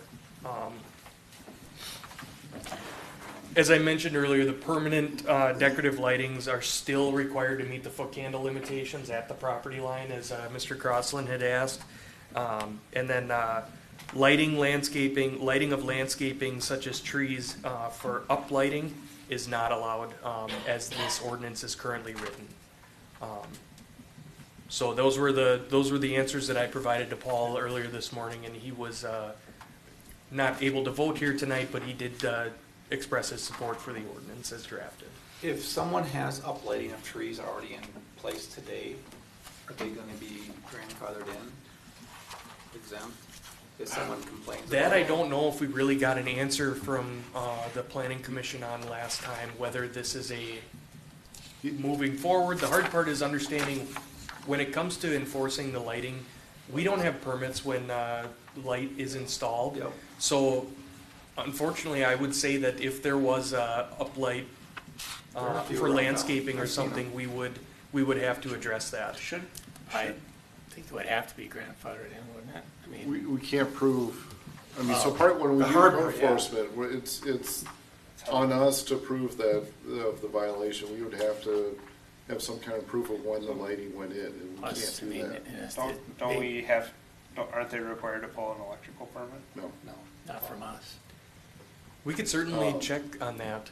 They might, if it's depending on, but it'd be like Dennis said, it would be, they have to pull that with the state, not with us. Not with us. In most of the lighting, I mean, it's go to Home Depot and get And a it's low voltage, so you $20 don't need a permit. No, I understand. solar light. I understand. But part of the thought also on the Some of the landscape, bigger does the tree serve as shielding?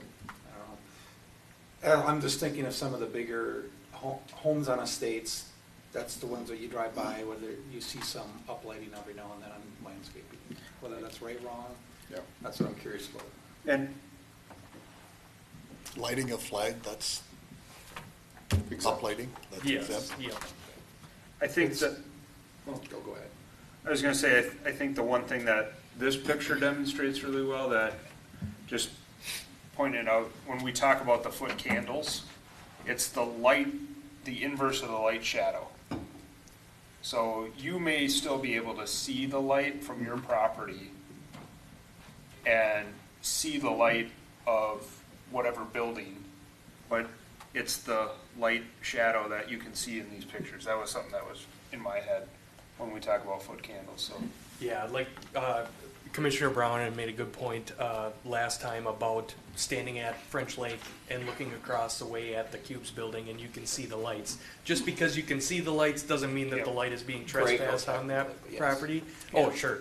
And to what you had mentioned about the 30 feet in height for some of those buildings in the industrial park, I did drive by the Cubes building, and how they're not lights, but they're like a mirrored reflector up on the corners of the buildings that kind of spin with the wind. Oh, And I don't know if you've for birds. seen those. So those lights that are on the building are at 30 feet, but there's whatever they are, reflectors or something like that on the top of the buildings that could be at a glance look like lighting.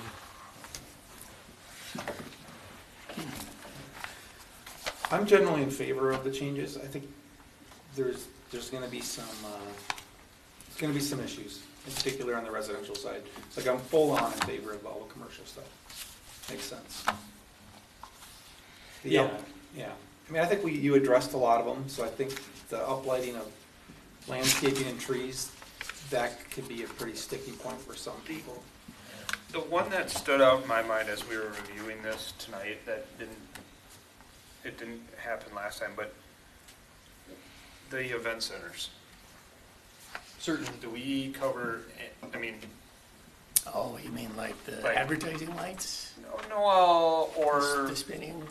or, The farm light pole, the old halogen bulb out there. no, but we have an event center ordinance that we've recently passed, and we have event centers that we're allowing. Is there any specific lighting, as we're looking at a lighting ordinance, is there any specific lighting requirements that may be required for an event center?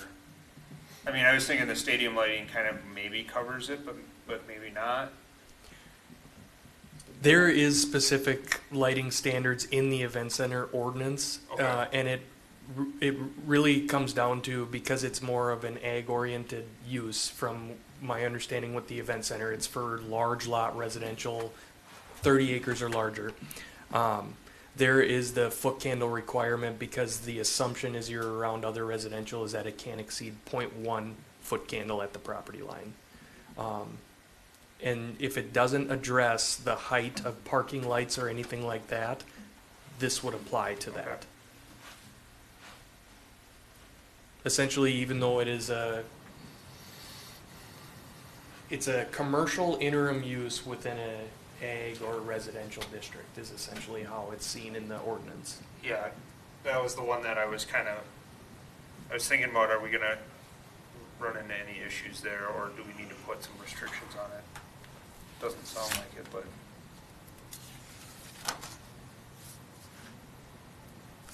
I think the commercial ones are gonna be easier to address than the residential. Well, in particular, if we get a bunch of complaints. Well, the event center would fall kind of in that line too. Yeah. It'd be easy to address. Yeah. And this would be information, with the residential side of things. We would relay this ordinance to builders in town to just keep them aware of when they are looking at floodlights or security lights on homes that they're building in town or something to be aware of what these requirements are. But again, yeah, as you had mentioned, it might be challenging at first to navigate the existing lighting. And this is not something that that city staff would have the means to go out and actively enforce. It would be it would follow our standard nuisance process. How would, I didn't catch this, but do you exempt if somebody puts lights, Christmas lights on the tree out front? Does this exempt that somehow, or?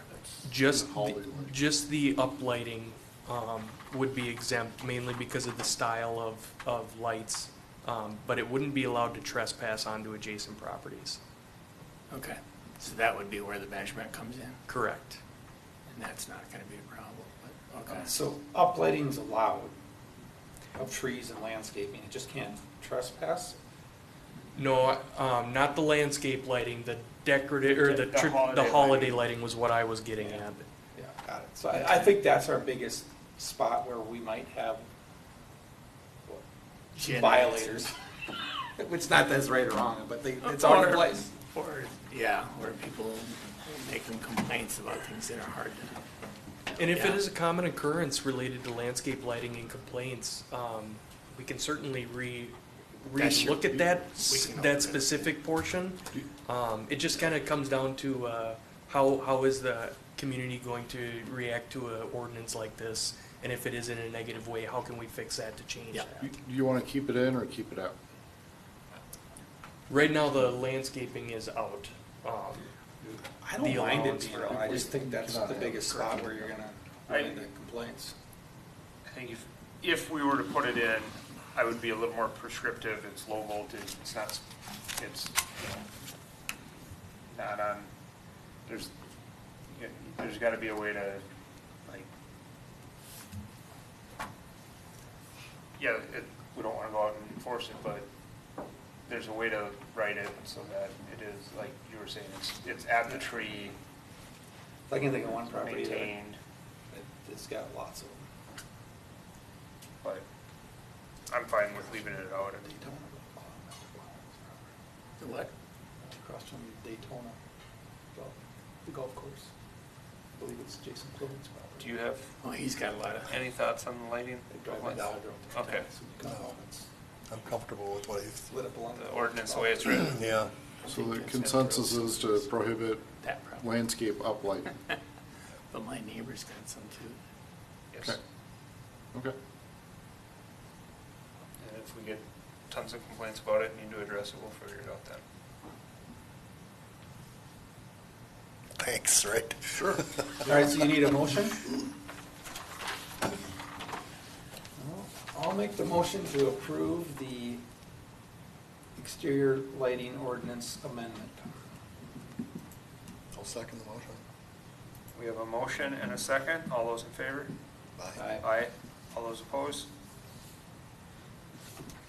Motion passes 3-0. All right. The next one is actually related to a concept plan that you saw last month related to the outdoor storage. So essentially what the ordinance proposes is that the city council and planning commission may review a portion of the proposed outdoor storage area of a given project to allow for a paving other, or a surface other than paved material like asphalt or concrete.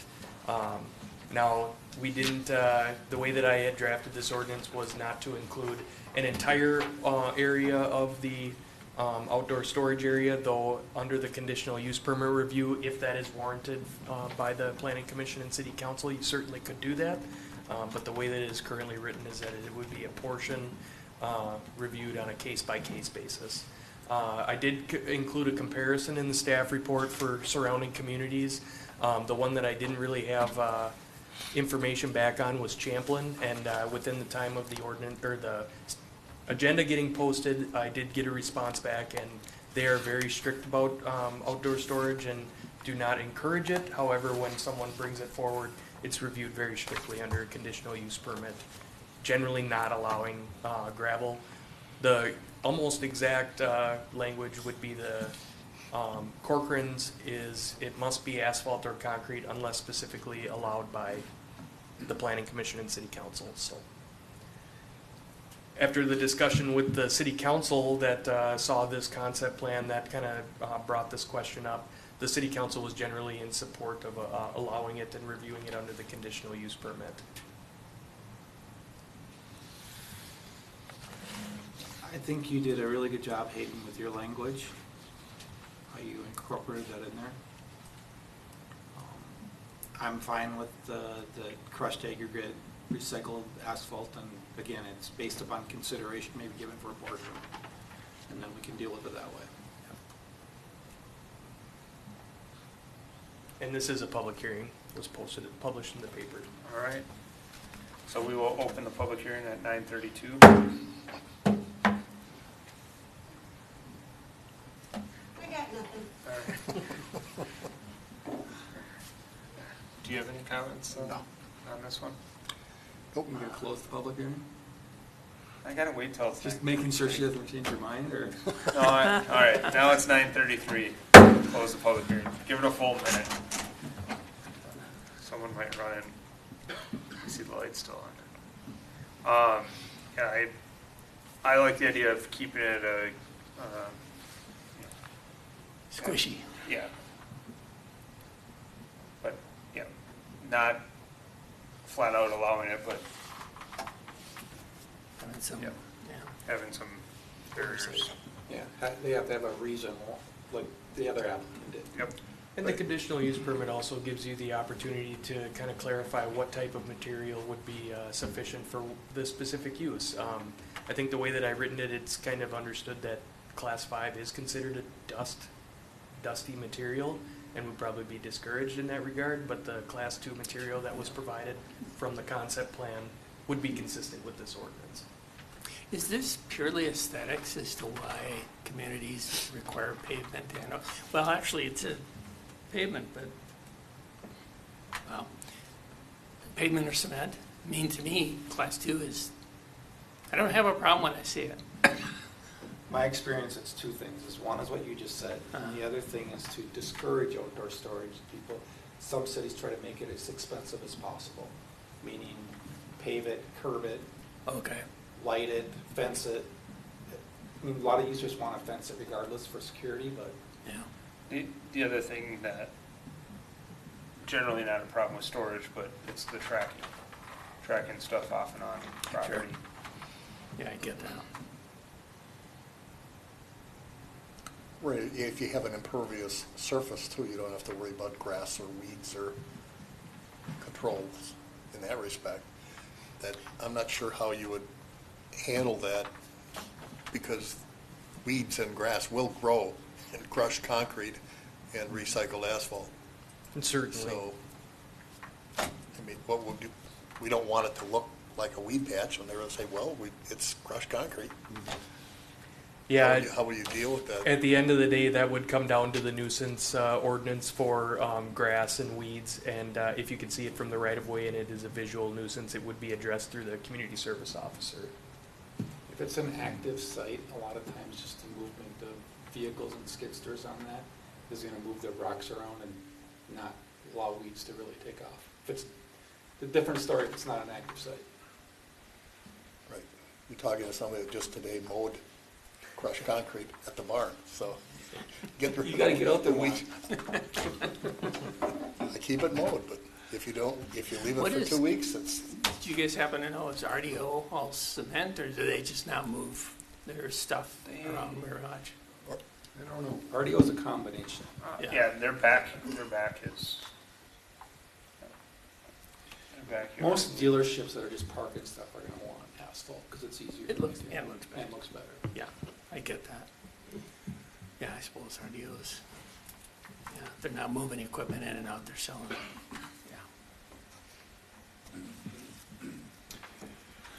Yeah.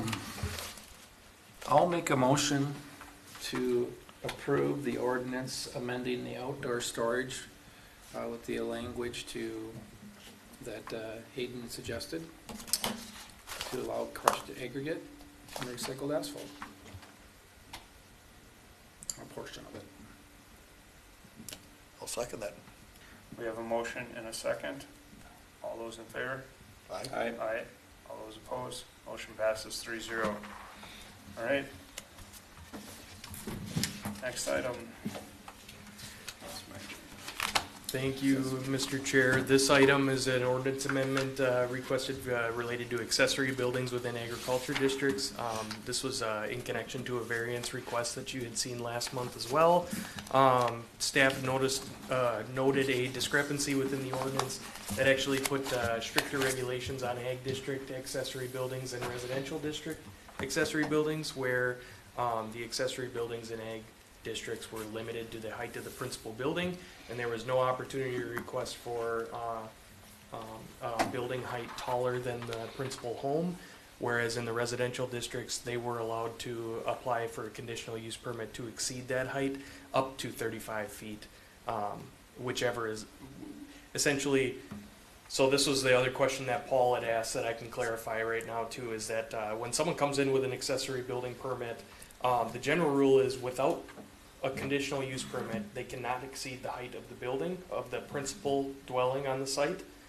And then by way of a conditional use permit, they can request to exceed the height of the home up to 35 feet. And generally that height limit is established through the conditions of approval of that conditional use permit. So it doesn't end up being open-ended of, well, I don't know if I want to build a 25-foot tall building or a 35-foot tall building. That's hashed out through the conditional use permit process.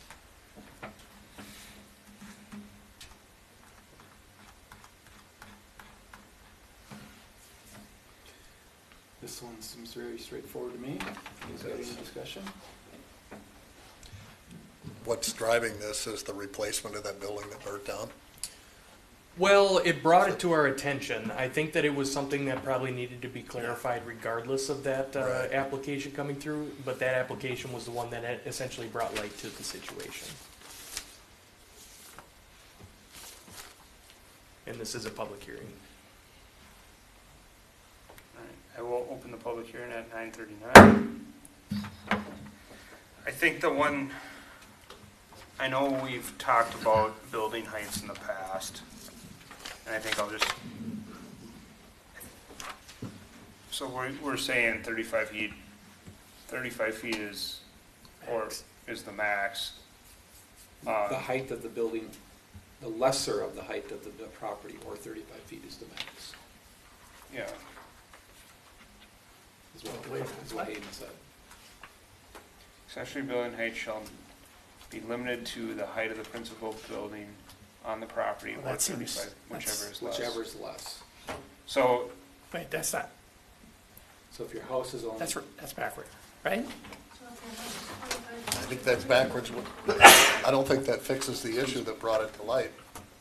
yeah, I don't, That is backwards. Yeah.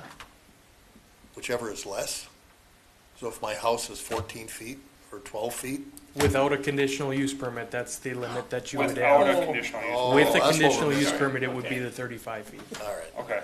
And I think where I'm still stuck at, and I brought this one up in the past, and I know there's not an easy way, there's not a simple way to evaluate this, but if your house is here and your backyard or your side yard or wherever you're building that structure is down here, do we really care if that's more than 35 feet if you're depressed 20 feet? You know, I mean, like if you have a walkout basement, Depends on the neighbor. that's, I think yeah. it's more of a topography, like The your house is up topography, here, you're- but your building's down here, so you really, the height's not as. I don't think we cared, although the other way around we might care for Understood, this. understood, and 'Cause that's now where, you're- that's where, do we, Seems like that's a good example of why someone might unfortunately have to come for a CUP. And And essentially. likely get approval. Right, and essentially in my opinion, when discussing elevations, it can get kind of case by case specific, whereas when you just use the building walls of the single family home, Yep. that just kind of is the set, and if you choose a location where it ends up being taller, or, you know, it's, yeah, and we've also had, and just been here long enough that I think this one's come up a couple times, but we've also had the, where do you measure on the house? I've had a couple conversations recently about this with some residents, and it ultimately is the lowest point of the exposed building wall to the median roof pitch of the house. So if I've got a single-story house, but it's got a basement walkout on the backside, I'm taking that measurement from the tallest point, where would be the basement side, or the rear side of the house. So, and is that clear in our ordinance? Yes, I would say that it is based Okay. on the definition of building height in the zoning Okay. ordinance. And there is a figure in there as well that kind of shows that. Public hearing's open. Our house is probably an example of that. Our lot slopes from the road down, and we have a walkout basement. So from the back, our house looks really big, but it's really just a small rambler, you know, with dirt on three sides, but the back side is wide open with the walkout basement. So how would you measure something like that with the slope of the lot and the house? I would measure the back building wall. Okay, So so that's you would include the basement in that? Correct, yes. And their lot is almost identical to kind of the scenario I'm talking about, where from the roadway, or from the public right of way, it doesn't appear to be this huge massive barn, but if they were to be on a flat lot, it's a different story, right? So Yeah, there are cases in town right now that if you're standing at the front of the house, the accessory structure is going to look taller than the house, but if you go to the back, that's where the measurement was taken. So yeah, I don't disagree that is a challenging way to navigate, and I don't know You if don't I've want to make seen. this like the fence ordinance where it's. Well, I don't know if I've come across an ordinance related to this that each city is like, this is the specific way that works the best. And we don't want to go out there taking elevations of people's gutters to. It seems, if anything, if people really got concerned, you'd bump the 35 feet down. And unfortunately, it'd be more CUPs then in the circumstances where you're concerned. This is ag. And the conditional use permits, like I've mentioned before, are generally permitted as long as they can meet those provisions of the conditional use permit section. It's not like a variance where there has to be an issue with it.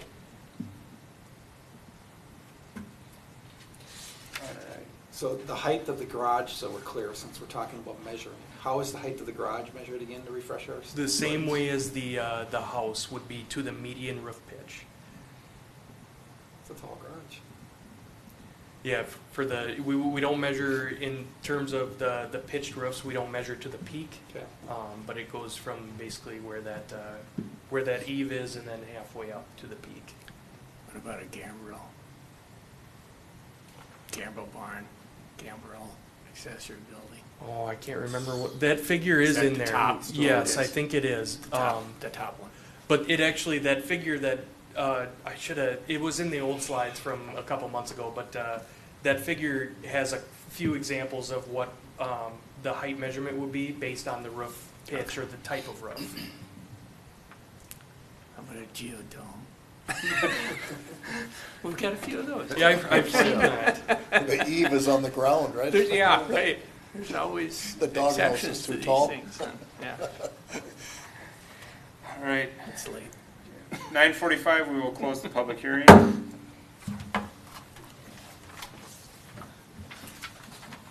You can't just second everything. I can't if Come I on. want. No, I'll make a motion that we approve the ordinance as amended. I will second it. We have a motion and a second. All those in favor? Aye. Aye. All those opposed? Motion passes 3-0. Notices and announcements. Luckily, I only got a couple. But how long are they? Oh, how about how fast I can talk? So, first, because we just talked about this an hour ago, it's familiar to everyone. So we do currently have a moratorium on the approval of subdivisions in a certain area of Dayton. This project has two tasks. Task one is halfway through, which is to complete two concept plans for layouts and bring those to the Planning Commission and the City Council. We talked about that tonight at the Commission. It'll go to the Council on July 22nd, and then come back for a public hearing at the Planning Commission in August. Let's go to the next one. There's quite a few, so I don't remember what all of them are. The EDA has been tasked with redevelopment of the old village. In January, the EDA purchased a property on Robinson Street and went through this concept plan exercise of what is the highest and best use of this property. So we started out with concept 1, 2, and 3. Those were all kind of had mixed reviews, and so then the direction was, let's get a concept number 4. And that is what was chosen. So in this case, it is on the left we have a restaurant, and then on the right it is a commercial retail on the first floor with apartments above. So the apartments, I think this was designed to accommodate 4 units. Kind of the next step is for staff to reach out to developers and as well as restaurant owners and have conversations of, is this practical? You know, based on the size and the location and all that. And then Where are we at on, I don't know geographically where we're at. The Robinson Street is Main Street, essentially. Right. And then the left edge is the Crow River. So this is right before the bridge into Oxon Hill. Okay. Development at this intensity will require a fire sprinkler system, and I don't know if the commission is aware or not, we don't have the water pressure to service fire sprinklers in the village. So this is going to have to sit vacant until we have water storage, which I believe we have in the CIP for 2026. And probably operational in 2027. Hopefully. So. What's the building height on the mixed-use building? How many stories? 2. And that's all that code will allow? Might be 3. But, I mean, for this size of building, I mean, I don't know if you could do 3. Yeah. I think if you're gonna get developer interest, you have to have a little bit more density, so I think you should consider, when you talk to market participants, are they okay with units being above the restaurant too, and just have an L-shaped building? It puts a little more burden on the restaurant because of ventilation and the fumes, but they just gotta duct them up another story. It's only 2 stories, so, but people are gonna want density. And there's been quite a few of those. Forest Lake has one. Right, we have restaurants and apartments above. Yep. Yeah. And by a few, not like downtown Minneapolis. I mean, Forest Lake put one in. Yep. I would just approach it open-minded with the developers and see what they say. Okay. What do we have next? Public survey. So for anyone that's still watching this, feel free to take a picture of the what is it, QR code? QR code. Okay, you can tell. We'll be watching it tomorrow because Zoom's down. Zoom is down, yes. Is that on our website, city's website? Yes. Yes. Okay. So we are doing a public survey for the L.C. Stevens Master Park Plan. It's short, so the survey really shouldn't take more than a couple minutes. And what we're looking for is feedback of what is missing from the park that should be considered.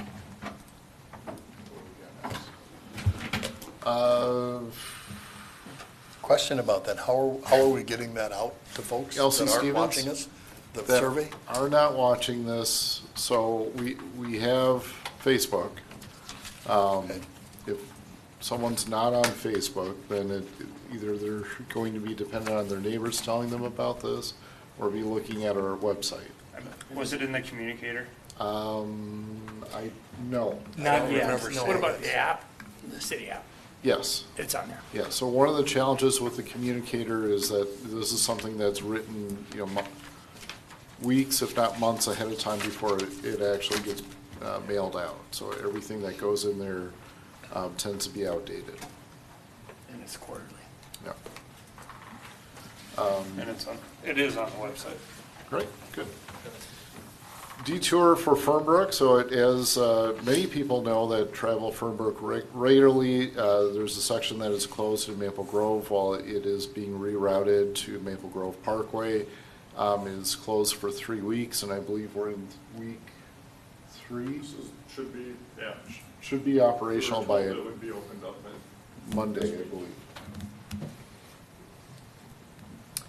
Play Place at the park. So Rivers Bend Park, which is, I'm going to say kind of in the northeast corner of the city, has, I'm going to call it play date. So this is June 24th and July 29th. So the June 24th had already taken place, and that is where the sidewalk chalk came from.